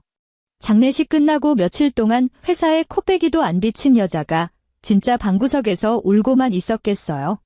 뒤에서 칼을 갈고 있었을 게 뻔하잖아요. 남편이 벌떡 고개를 쳐들었다. 목소리에는 억눌린 분노와 알량한 자존심이 뒤섞여 있었다. 그 여자가 경영을 알아? 주식을 알아? 지분 서류 몇 장 손에 쥐어줬다고 치자. 그걸 어떻게 휘두르는지 누군가 옆에서 하나하나 코치해주지 않으면 아무짝에도 쓸모없는 종이장이야. 기껏해야 민 변호사나 뒷방 늙은이들 몇 명 꼬드겼겠지. 그 머리 굳은 인간들이 서류 조가리 하나로 내 회사를 날로 먹을 수 있을 것 같아? 한서연은 광기에 찬 그를 보며 입을 다물었다. 남편은 갑자기 자리에서 일어나 신경질적으로 휴대전화를 집어들고 심유진의 번호를 눌렀다. 수화음이 길게 울리고 나서야 마지못해 전화가 연결되었다. 유진아, 남편은 창가로 걸어가며 억지로 다정하고 어른스러운 목소리를 꾸며냈다. 우리 감정 빼고 이성적으로 대화 좀 하자. 수학이 너머는 싸늘할 정도로 고요했다. 몇 초 뒤 심유진의 목소리가 들려왔다. 지금은 곤란해. 당신 혹시 장인어른 신탁 서류 빼돌렸어? 남편이 단도직입적으로 찔러보았다. 심유진은 부정조차 하지 않았다. 내일이 되면 다 알게 될 거야. 남편은 어금니를 가득 깨물었지만 다시 비굴하게 어조를 누그러뜨렸다. 당신 제발 민 변호사 같은 놈들 농간에 놀아나지 마. 회사 경영이라는 게 종이 서류 몇 장 던져놓는다고 돌아가는 게 아니라고. 당신이 가진 의결권 나한테 싹 다 넘겨. 그럼 내가 이사회 이사 자리는 하나 보장해 줄 테니까. 이혼 문제도 백지화하고 다시 생각해 볼게. 심유진은 청담동 본가 서재에 앉아 탁자 위에 수북하게 쌓인 주주총회 상정 안건 자료들을 내려다보고 있었다. 제일 위에는 아버지가 마지막으로 남긴 핏자국 같은 친필 편지가 놓여 있었다. 그녀는 남편의 가증스러운 목소리를 들으며 장례식 빈소에서 그가 오만하게 내밀었던 싸구려 볼펜을 떠올렸다. 이혼 합의서는 이미 도장 찍었어. 그녀가 차갑게 뱉어냈다. 남편의 목소리 밑바닥에서 야차 같은 본성이 기어 올라왔다. 당신, 내가 들이민 이혼 서류에 넙죽 사인만 하면 끝인 줄 아나 본데? 착각하지 마. 혼인 기간 동안 내가 회사 다 먹여 살리고 기여한 몫이 얼만데? 법정 가면 재산 분할 비율 처음부터 다시 다 뜯어고칠 수 있어? 장인어른이 멋대로 써놓은 유언장 따위 판사가 다 인정해 줄 것 같아. 심유진은 책상 위에 놓인 이혼 합의서 복사본을 한 장 넘겼다. 이혼 합의서 제6조 그녀의 목소리는 법전처럼 건조하고 명징했다. 양측은 상호 간의 혼인 전 특유 재산 및 상속 재산에 대하여 일체의 권리를 주장하거나 이의를 제기하지 않는다.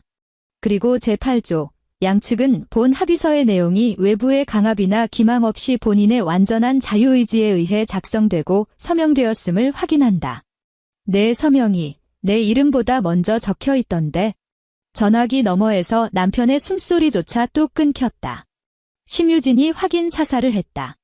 강태훈. 그 잘난 서류를 아버지 영정 앞에 던지기 전에 내가 먼저 꼼꼼히 읽어봤어야지. 남편의 거친 숨소리가 훅훅거리며 귓전을 때렸다. 너 처음부터 이럴 작정으로 함정을 판 거였어? 합의서를 준비한 건 당신 짓이야. 심유진이 서늘하게 찔렀다. 내 손에 펜을 쥐어준 것도 당신이고. 남편이 발악하듯 소리쳤다. 너 까먹었어?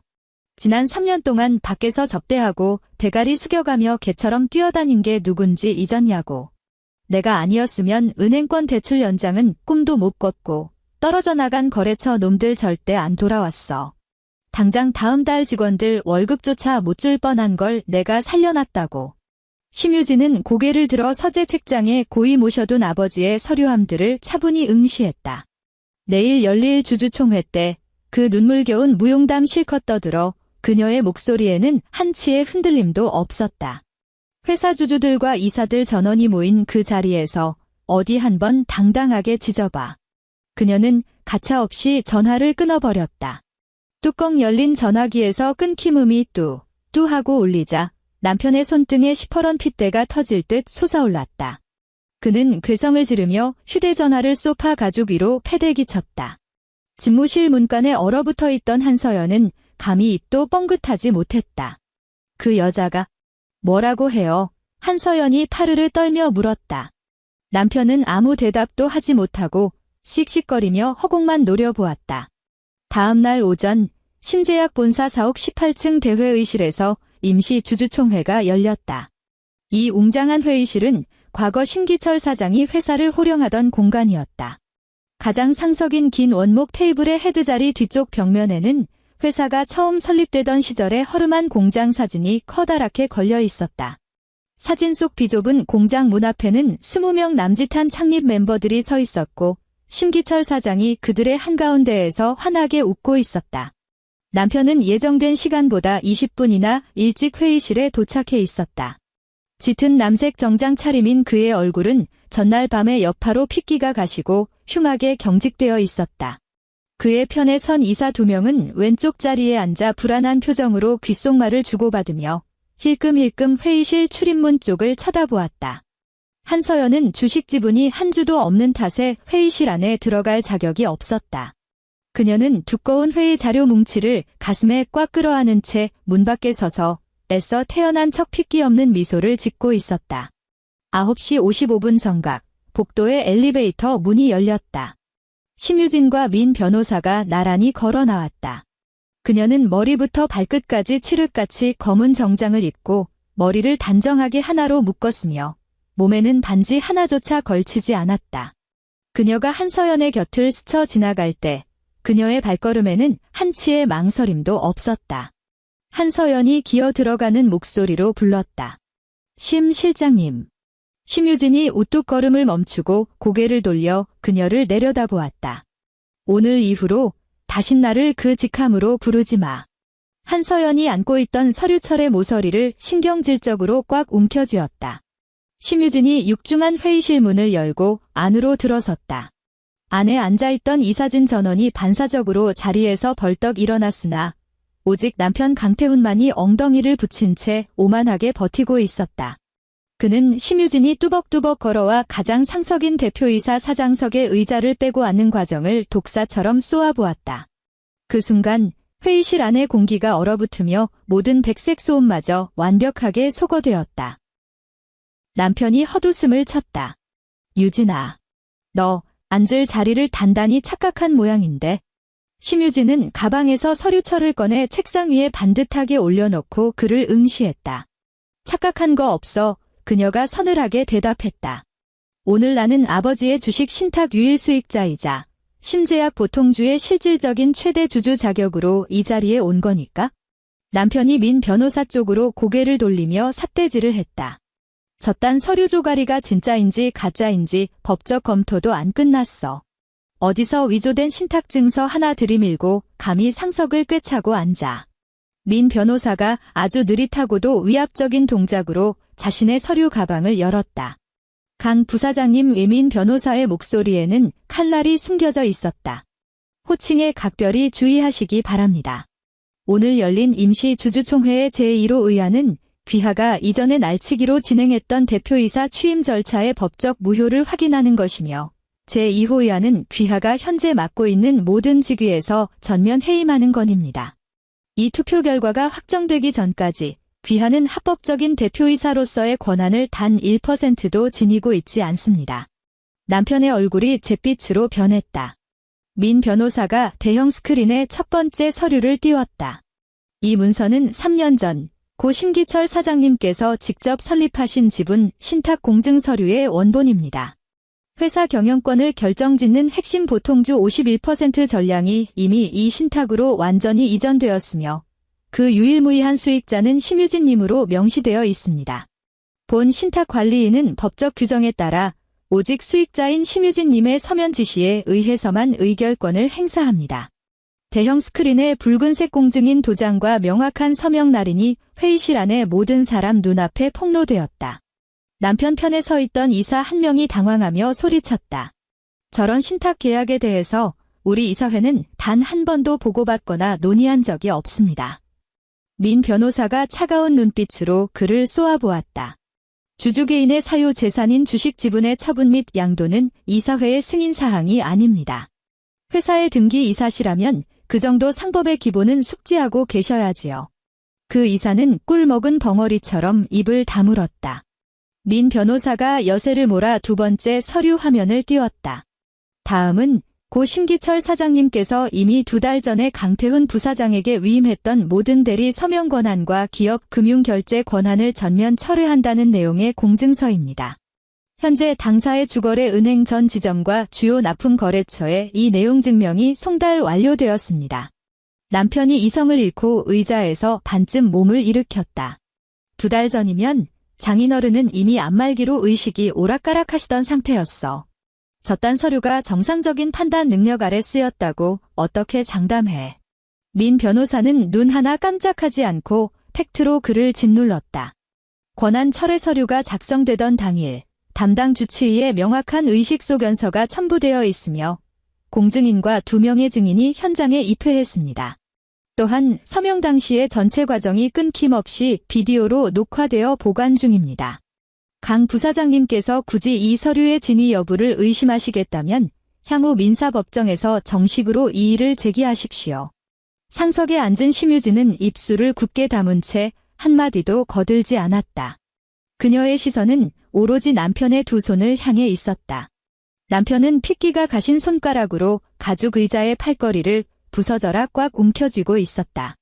아버지가 돌아가시던 그 밤, 장례식장에서 그녀에게 이혼 서류를 내밀던 바로 그 거만했던 손이었다. 그때는 승리를 확신하며 한없이 여유롭게 종이를 팔랑거리던 손가락이 지금은 공포와 분노로 덜덜 떨리고 있었다. 민 변호사가 기어코 세 번째 서류를 스크린에 띄웠다. 결정타였다. 이 문서는 강 부사장이 최근 자신의 대표이사 등기 변경을 위해 법원에 제출했던 임시 주주총회 의사록 원본입니다. 확인 결과 이 의사록에 서명한 이사 2명의 자필 서명이 위조되었다는 1차 필적 감정 결과가 나왔습니다. 해당 서명이 도용된 이사 2분은 당일 주총 참석은 물론이고 어떤 서류에도 서명한 사실이 없음을 명백히 진술하셨습니다. 회의실 왼쪽 자리에 앉아있던 남편 즉 이사 한 명의 고개가 사형수처럼 바닥으로 뚝 떨어졌다. 그의 옆에 앉아있던 다른 이사가 사시나무 떨듯 떨며 변명했다. 우리는 그저 강 부사장이 시키는 대로 관행인 줄 알고. 남편이 눈을 부라리며 고함을 질렀다. 입 닥쳐.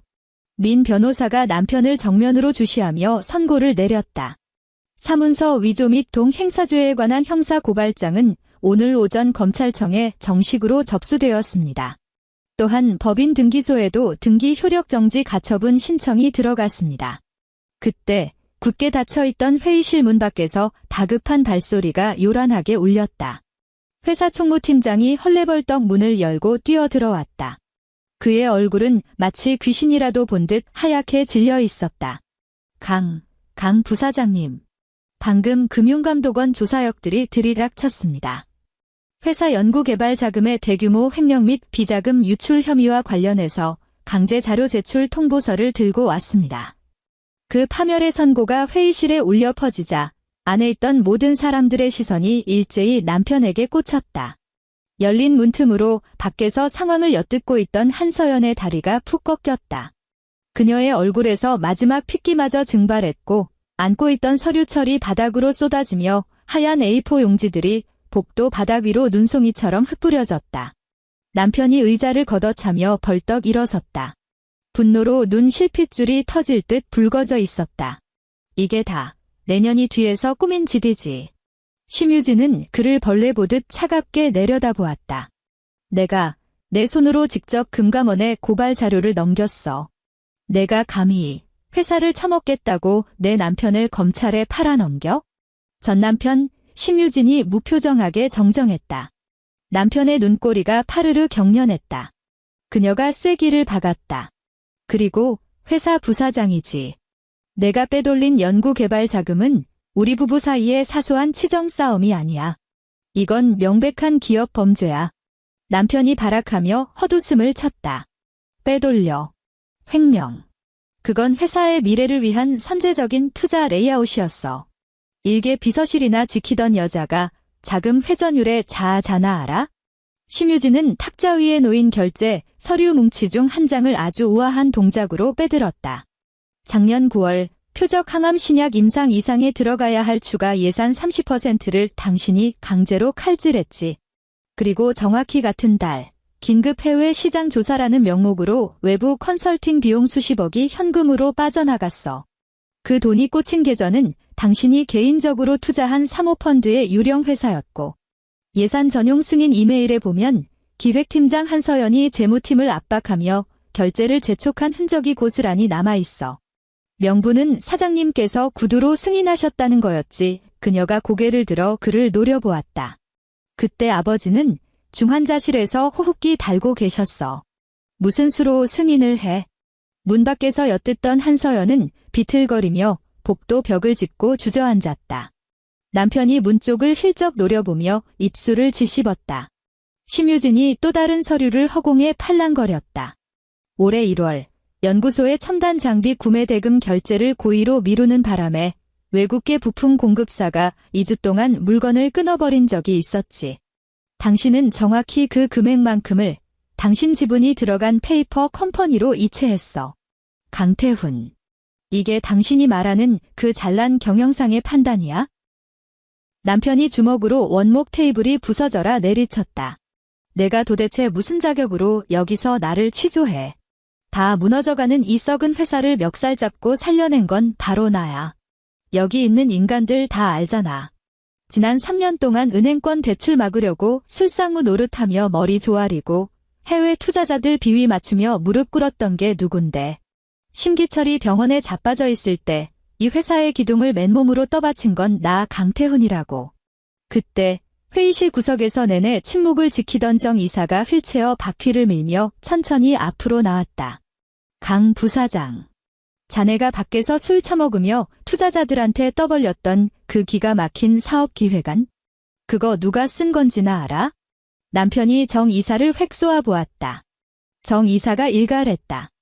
은행 대출 연장할 때 제출했던 그 완벽한 현금 흐름 조정 브리핑 자료. 내가 그 초안 쓴 사람을 똑똑히 기억해. 유진이가 새벽 3시까지 비서실에서 코피 쏟아가며 만든 거야? 해외 협력사들이 다시 계약서 들고 돌아오게 만들었던 그 엄청난 분량의 임상보충 데이터 분석 자료도 유진이가 연구소 애들 독려해가며 보름 밤낮을 세워 뽑아낸 거라고. 자네는 그저 잘 차려진 밥상에 숟가락 얹고 밖에 나가서 남의 공을 자기 것인 양 떠벌리고 다녔을 뿐이야. 남편의 얼굴이 시퍼렇게 질렸다. 이 늑다리 새끼들이 핏줄이라고 뭉쳐서 그년 편만 드는구나.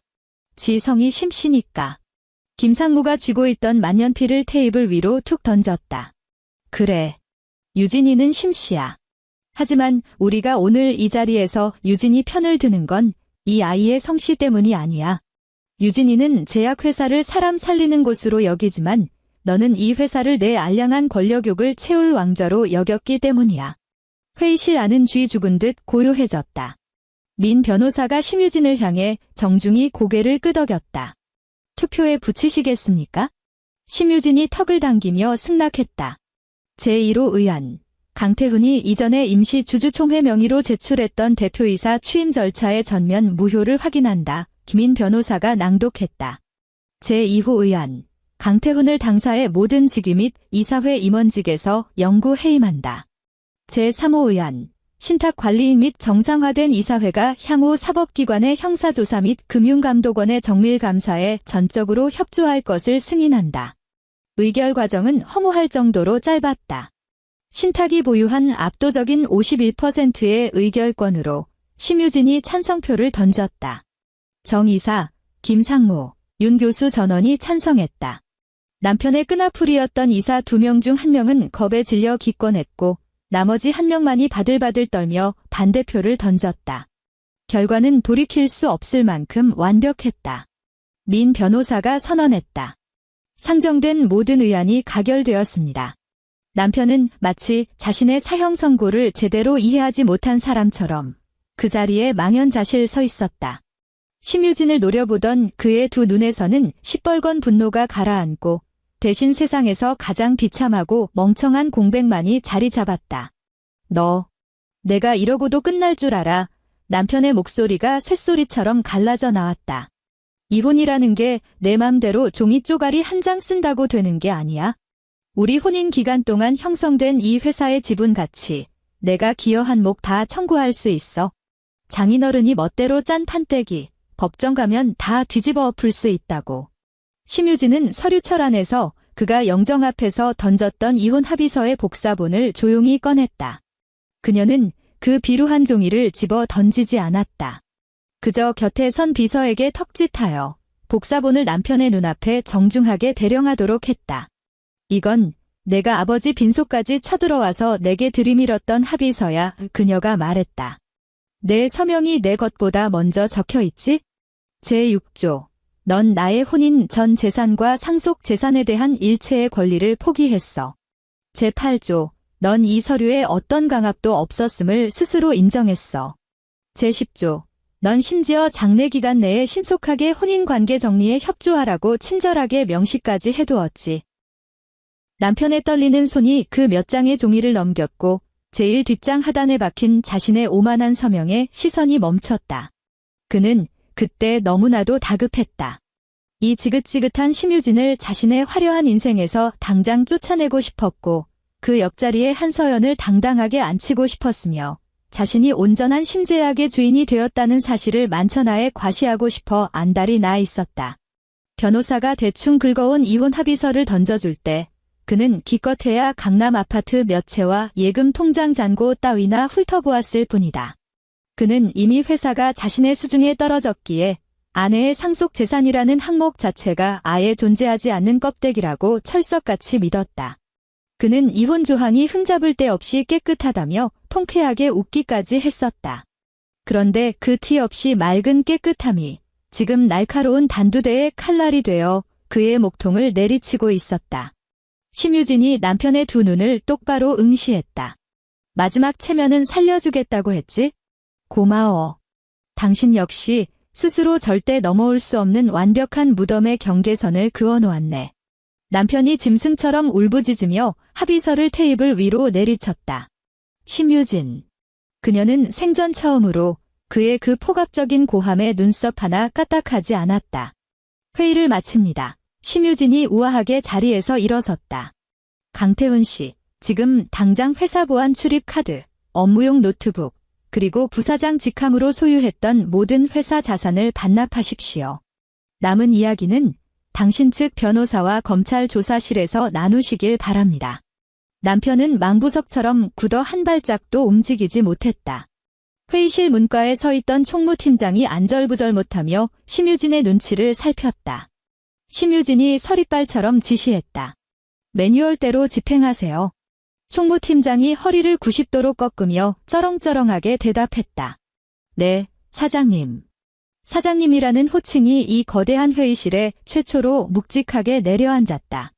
심 실장님도 아니었다. 사모님도 아니었다. 오직 사장님이었다. 남편의 얼굴이 마치 시체처럼 기괴하게 일그러졌다. 그가 획 고개를 돌려 문 쪽을 바라보았으나 그를 향해 아양을 떨던 한서연은 이미 복도 구석으로 반발짝 뒷걸음질 친 후였다. 두 사람의 시선이 허공에서 참담하게 엉켰다. 불과 며칠 전만 해도 장례식 빈소에서 그녀는 남편의 팔짱을 끼고 새로 등극한 왕의 가장 충성스러운 간택녀처럼 굴었다. 그러나 지금 그녀는 쏟아진 서류 뭉치를 가슴에 엉성하게 끌어안은 채 그 패배자의 눈빛을 가장 먼저 외면해버렸다. 파멸은 회사 사람들이 상상했던 것보다 훨씬 더 지독하고 빠르게 닥쳐왔다.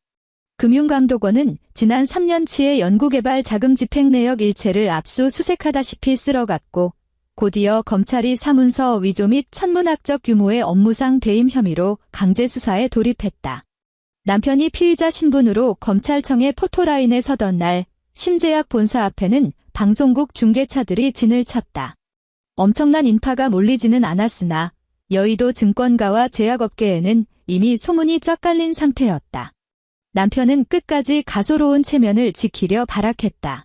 그는 최고급 맞춤 캐시미어 코트를 입고 조사실로 향하며 기자들의 플래시 세례 앞에서도 뻔뻔하게 주둥이를 놀렸다. 본건은 단지 내부 이사회의 사소한 경영권 이견에서 불거진 오해일 뿐입니다. 조사 과정에서 한 점 의혹 없이 명명백백히 밝히겠습니다. 그러나 한서연은 그의 곁에 없었다. 검찰의 두 번째 참고인 조사를 받으러 불려나간 날 한서연은 자진해서 회사 내부망 이메일 내역 원본과 은밀히 녹음해 두었던 통화 파일들을 수사관 책상 위에 올려놓았다. 그 증거들 속에는 남편이 그녀에게 기획팀 예산을 핑계로 차명계좌 송금을 노골적으로 지시하며 연구개발센터 늙은이들이 절대 결제 라인을 보지 못하게 차단하라고 윽박지르는 음성이 고스란히 담겨 있었다. 한서연을 대동한 변호사는 담당 검사에게 읍소했다.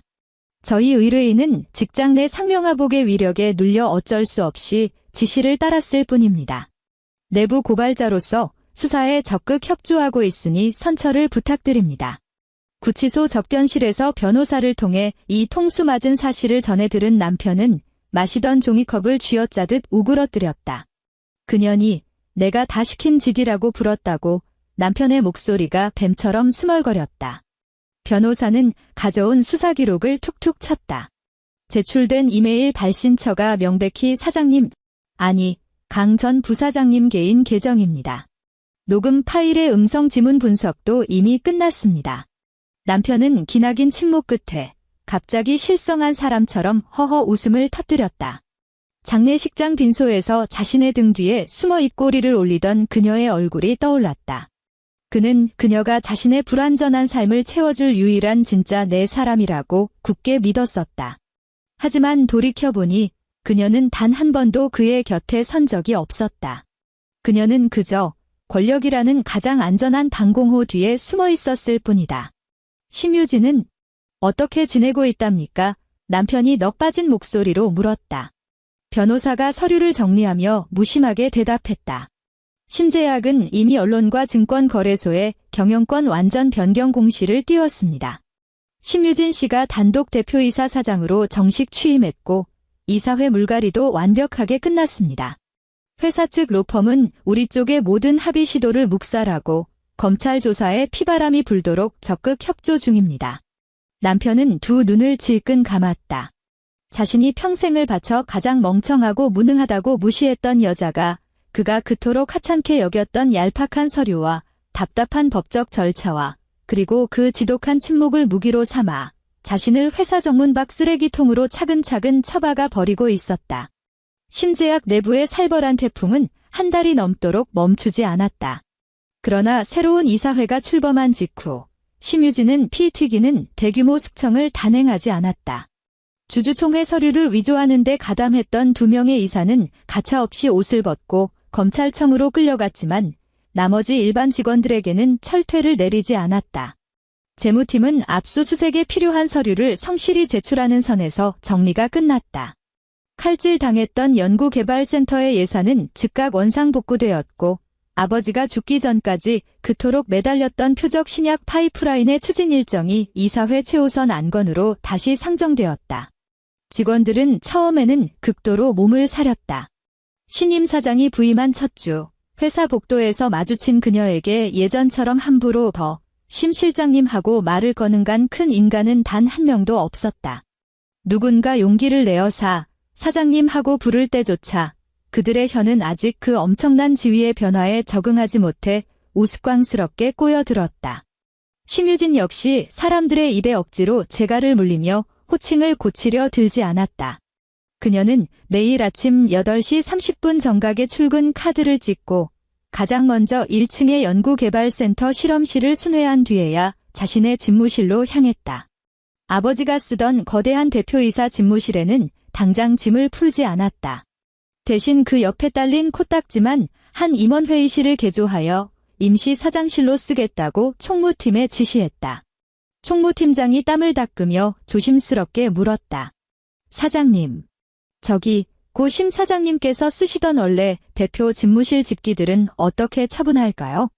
심유진은 굳게 닫힌 그 육중한 나무문을 가만히 바라보았다. 당분간 손대지 말고 그대로 두세요. 그녀가 말했다. 창립기념일 행사가 끝난 뒤에 제가 다시 지시하겠습니다. 청담동의 고래 등 같은 본가 역시 그녀는 미련 없이 처분하기로 마음먹었다. 그 집에는 아버지가 남긴 흔적이 너무나도 짙게 배어 있었다. 빈방의 문을 열 때마다 금방이라도 아버지가 외출했다 돌아오실 것만 같았다. 서재에서 잔물을 처리하고 있을 때면 지팡이를 짚고 계단을 내려오신 아버지가 유진아, 오늘 임상 결과 브리핑은 어찌 되었느냐 하고 물으실 것만 같아 무의식 중에 귀를 기울이곤 했다. 그녀는 남편과 신혼살림을 차렸던 청담동 고급 아파트와 본가 저택을 전부 최고급 부동산 중개업소에 매물로 내놓았다. 결혼 생활의 온전한 파기였다. 그리고 회사 본사 사옥에서 걸어서 10분 거리에 있는 아버지가 창업 초창기에 샀던 작고 허름한 단독주택으로 이사하기로 했다. 방도 몇 개 없고 벽지는 누렇게 바랬으며 비좁은 주방 창문 너머로는 어두침침한 골목길이 내다보이는 구옥이었다. 소식을 들은 민 변호사가 당황하며 물었다. 정말 그 낡은 집으로 거처를 옮기실 작정이십니까? 네, 심유진은 구옥의 거실 한가운데 서서 곰팡이 쓸고 색바랜 커튼을 뜯어내는 인부들을 지켜보았다. 출퇴근하기에 동선이 제일 편하거든요. 민 변호사는 청담동 저택 화장실보다도 작은 그 남루한 거실을 보며 입술을 달싹거렸지만 차마 말을 잇지 못했다. 심유진은 그가 무슨 걱정을 하는지 알고 있었다. 그녀가 옅은 미소를 지으며 말했다. 아버지가 처음 제약회사 간판을 거셨을 때 이 집에서 주무셨어요. 민 변호사가 그제야 고개를 끄덕였다. 맞습니다. 사장님께서는 늘 공장이랑 집이 가까워야 새벽에 알약 찍어내는 기계가 고장나도 맨발로 뛰어나갈 수 있다고 입버릇처럼 말씀하셨지요. 심유진이 손을 뻗어 벽면을 차지한 낡은 나무 서재장을 쓰다듬었다. 책장 안은 텅 비어 있었지만 원목 선반 위에는 수십 년 전의 두꺼운 장부와 서류 철들이 무겁게 짓눌렀던 희미한 파임 자국들이 훈장처럼 남아있었다. 그거면 충분합니다. 그녀가 중얼거렸다. 이사하는 날 회사 직원은 단 한 명도 부르지 않았다. 심유진은 계절 옷 몇 벌과 아버지의 유품인 돋보기 안경, 친필 편지, 그리고 핵심 서류 뭉치 몇 개만을 챙겨 나왔다. 청담동 아파트에 남겨진 남편과 함께 샀던 값비싼 이탈리아제 가구와 그릇들은 중개인에게 알아서 고물상에 넘기라고 지시했다. 짐을 싸기 위해 현관 신발장을 정리하던 중 그녀는 제일 안쪽 구석에 처박혀 있던 남편의 낡은 구두 한 켤레를 발견했다. 그 구두는 그가 처음 심재학 평서원으로 입사했을 때 매일같이 신고 다니던 것이었다. 밑창이 반질반질하게 달아빠진 그 신발을 보며 그녀는 아주 오래전의 밤을 떠올렸다. 남편과 야근을 마치고 텅 빈 회사 주차장 차 안에서 삼각김밥을 베어 물며 그가 불타는 눈으로 말했었다. 유진아, 나 반드시 장인어른 입에서 내 이름 3글자 인정받게 만들 거야. 그때 그녀는 남편에게 생수병을 건네며 환하게 웃어주었다. 우리 아버지는 사람 출신 성분 같은 거 안 봐. 오직 회사를 향한 헌신만 보시는 분이야. 남편이 그녀의 뺨을 쓰다듬으며 대답했다. 그러니까 내가 무조건 이겨야지. 그녀는 어렸다. 그가 말한 그 지긴다는 소름 끼치는 단어 뒤에 도대체 어떤 추악한 야심의 이빨이 숨겨져 있었는지 그때는 알아채지 못했다. 이삿짐 센터 인부가 다가와 물었다. 사장님, 이 신발장 안에 있는 구두도 박스에 담아드릴까요? 심유진은 먼지 쌓인 그 구두를 한번 쓱 훑어보고는 무심하게 신발장 문을 쾅 닫았다. 버리세요. 인부가 구두를 집어 대형 종량제 쓰레기 봉투 안으로 쑤셔 넣었다. 질긴 비닐봉지 입구가 찌익 소리를 내며 묶이는 둔탁한 마찰음이 복도를 울렸다. 심제약의 창립 기념일은 11월 초로 잡혀 있었다. 본사 1층의 거대한 대리석 로비는 새롭게 단장되어 있었다. 로비 한쪽 벽면에는 다 쓰러져 가던 슬레이트 지붕 공장 시절부터 지금의 강남 랜드마크 사옥에 이르기까지 회사의 역사를 증명하는 거대한 사진들이 파노라마처럼 걸려 있었다. 그 시작점의 가장 첫 번째 사진은 침울한 영정사진이 아니었다.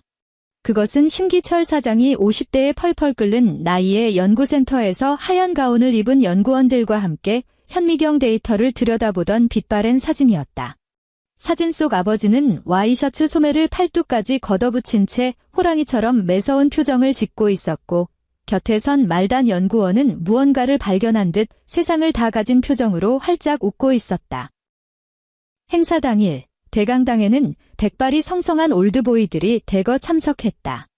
현직에서 은퇴한 자문역, 지방공장으로 한직 발령 났던 지점장, 그리고 전 남편의 횡포에 못 이겨 사표를 던졌던 전직 임원들이 귀빈석을 가득 채웠다. 정 이사는 휠체어에 앉은 채 가족의 도움으로 맨 앞줄 정중앙에 자리 잡았다. 김상무는 철 진한 구식 양복기대, 심제약의 금색 회사 배지를 자랑스럽게 달고 왔다. 윤 교수는 그 옆에 앉아 행사 팸플릿을 꼼꼼히 읽고 있었다. 심유진은 무대 뒤 어둠 속에서 사회를 맡은 아나운서가 스태프들과 동선을 맞추는 소리를 묵묵히 듣고 있었다. 다음 순서로 주식회사 심제약 대표이사 심유진 사장님의 기념사가 있겠습니다.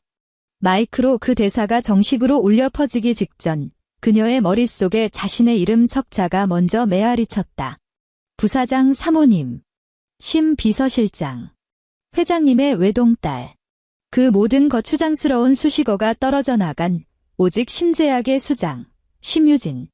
그녀는 손에 쥐고 있던 연설문 큐카드를 내려다보았다. 어젯밤 혼자 텅 빈 구옥 서재에 앉아 수십 번을 고쳐 쓰고 박박 지워내며 절반 넘게 분량을 날려버린 원고였다.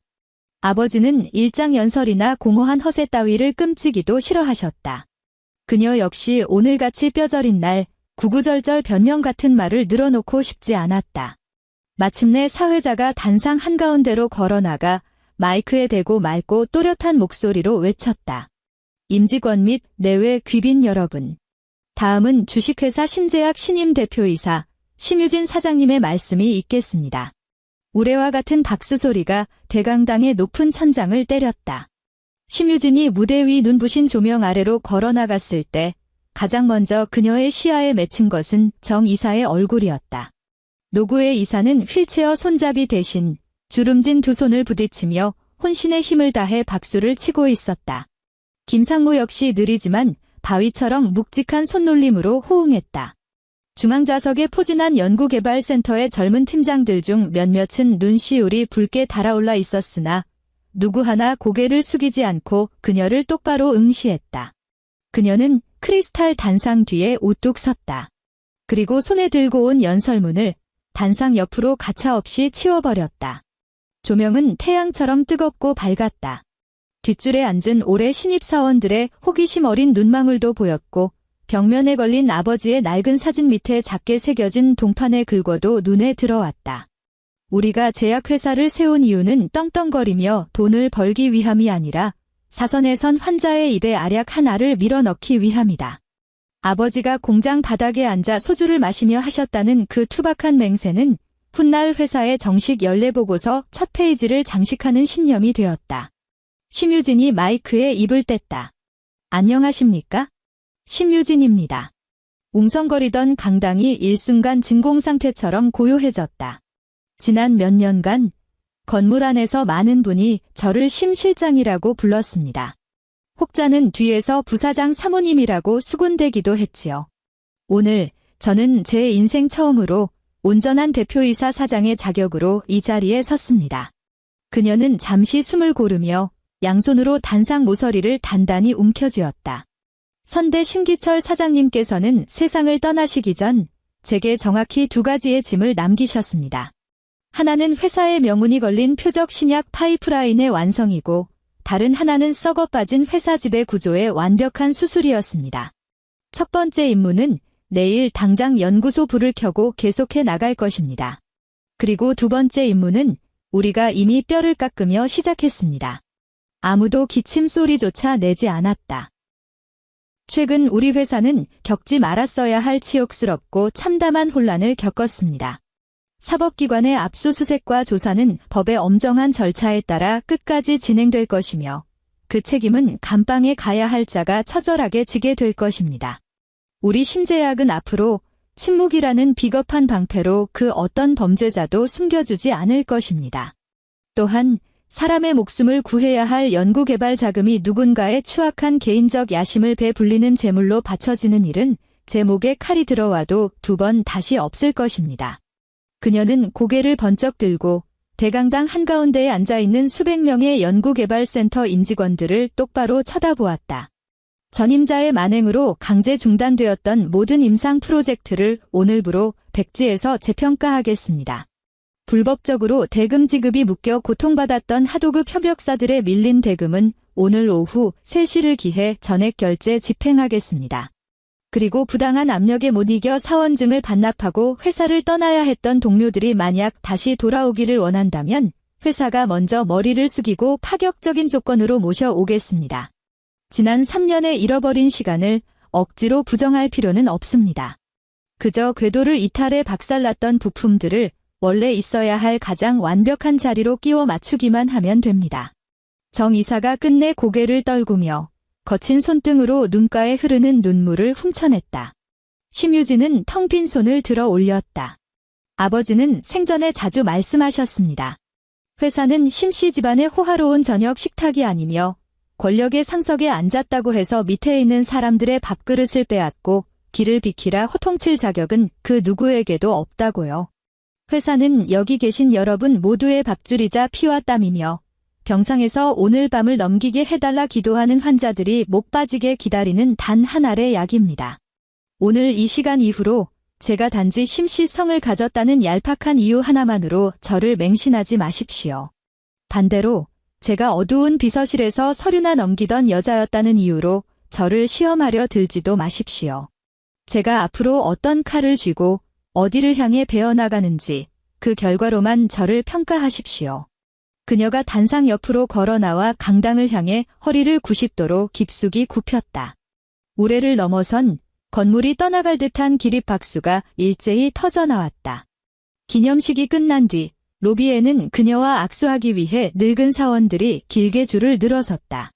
감격에 겨워 사장님하고 목맨 소리를 내는 이도 있었고 습관이 무서운지라 얼떨결에 심 실장님 하고 외쳤다가 얼굴이 시뻘개져서 입을 틀어막는 임원도 있었다. 심유진은 조금도 불쾌한 기색 없이 그들의 거친 손을 두 손으로 꽉 맞잡으며 일일이 눈을 맞추었다. 마지막으로 정 이사가 휠체어를 타고 그녀 앞에 다가왔다. 사장님, 정 이사가 주름진 입가에 미소를 띠며 물었다. 심 사장님이 쓰시던 그 넓은 본관 집무실은 도대체 언제쯤 들어가실 겁니까? 심유진은 로비 저편 끝 회장실로 직행하는 VIP 엘리베이터를 응시했다. 오늘 오후요. 정 이사가 소리내어 호탕하게 웃었다. 그거 참 다행입니다. 그 좋은 호랑이 굴을 너무 오래 비워두면 쥐새끼들이 꼬이기 마련이니까요. 오후 4시 정각 심유진은 총무팀장과 비서실 직원 3명을 대동하고 3년 만에 처음으로 대표이사 사장의 신분으로 아버지의 웅장한 집무실 문을 열고 들어섰다. 방 안의 공기와 배치는 거짓말처럼 그대로였다. 천장까지 닿는 거대한 마호가니 책장, 임원들을 불러 조인트 까던 긴 원목 회의 테이블, 그리고 채광창 옆에 놓인 가장자리가 누렇게 말라 비틀어진 커다란 관음죽 화분까지. 호두나무로 깎아 만든 육중한 책상 위에는 생전 아버지가 쓰시던 손때 묻은 옛 명패가 비서들의 철저한 관리 덕에 먼지 한 톨 없이 깨끗하게 닦여 왼쪽 구석에 놓여 있었다. 그녀의 이름이 새겨진 번쩍이는 새 명패는 아직 책상에 오르지 못한 채 뒤따라온 총무팀장의 두 손에 황송하게 들려 있었다. 총무팀장이 숨소리조차 조심하며 물었다. 사장님. 심기철 선대 사장님의 옛 명패는 1층 역사관 기념 진열장으로 정중히 모실까요? 심유진은 책상 위에 놓인 그 낡은 금속 명패를 물끄러미 내려다보았다. 아주 어릴 적 유치원을 마치고 회사에 놀러와 아버지가 퇴근하기만을 기다릴 때면 그녀는 까치발을 들고 책상에 매달려 그 명패에 음각된 심기철이라는 세 글자를 손가락으로 꾹꾹 눌러보곤 했다. 아버지는 서류를 보다가도 그 모습을 발견하면 껄껄 웃으며 말씀하셨다. 이 녀석아, 과자 부스러기 묻은 손으로 막 만지면 안 돼. 세월이 흘러 회사의 비서실장이 되었을 때 그녀는 이 방에 들어올 때마다 늘 책상 반대편의 찬바닥에 뻣뻣하게 서 있어야 했다. 결제판을 건네고 브리핑을 하고 숨 넘어갈 듯 위태로운 아버지의 목소리로 태훈이 그놈, 밖에서 또 무슨 짓을 벌이고 다니는지 보고해라는 서글픈 밀명을 들어야 했다.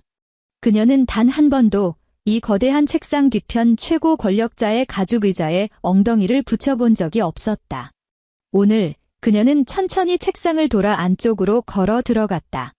그녀는 직접 손을 뻗어 아버지의 낡은 명패를 집어들었고 다른 누구에게도 넘겨주지 않았다. 여기 두세요. 그녀가 몸을 돌려 책상에 앉으면 가장 정면으로 시선이 꽂히는 책장의 첫 번째 눈높이 선반 한가운데에 옛 명패를 올려놓았다. 절대 치우지 마세요. 제가 매일 볼 겁니다.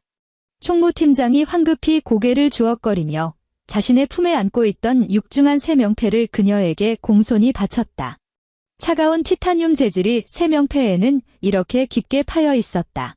사장 심유진. 그녀는 양손으로 그것을 받아들고 책상 정중앙 한가운데에 오와 열을 맞춰 내려놓았다. 명패의 묵직한 밑동이 두꺼운 원목 상판에 닿으며 둔탁하고 뼈를 때리는 듯한 결연한 소리가 울려 퍼졌다.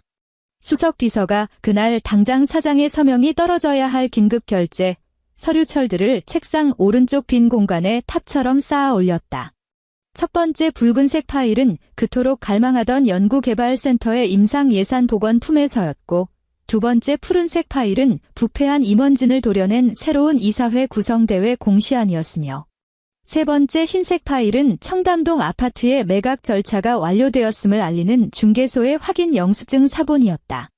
심유진은 가죽 의자에 깊숙이 등을 기대고 앉아 가장 먼저 첫 번째 붉은색 연구 예산 결제판을 펼쳤다. 그녀는 만년필의 뚜껑을 돌려 열고 서명란 위에 망설임 없이 크고 힘찬 필체로 자신의 이름 석자를 긁어내렸다. 창밖으로 붉은 노을이 쏟아져 내리며 1층 로비에 걸려있을 그 옛날 허름한 공장 흑백 사진 위를 따뜻하게 덮고 있을 시간이었다. 완전히 닫히지 않은 집무실 문틈 너머로 복도를 분주하게 오가는 사원들의 힘찬 발소리가 들리다 문득 누군가 걸음을 멈추는 기척이 났다. 문 밖에서 젊은 신입 비서의 조심스럽고도 낭낭한 목소리가 들려왔다. 사장님, 연구개발센터 윤 팀장님께서 결제 서류 들고 대기 중이십니다. 심유진은 잉크가 채 마르지 않은 결제판을 덮고 서서히 고개를 들어 올렸다. 들어오시라고 해? 묵직한 집무실 문이 활짝 열렸다. 복도를 환하게 밝히는 형광등 불빛과 창밖의 붉은 노을빛이 한꺼번에 쏟아져 들어오며 책상 한가운데 찬란하게 빛나는 새로운 명패를 비추었다. 그리고 그 빛은 책장 선반 위에서 조용히 미소 짓고 있는 아버지의 낡은 명패 위로도 고르게 내려앉았다.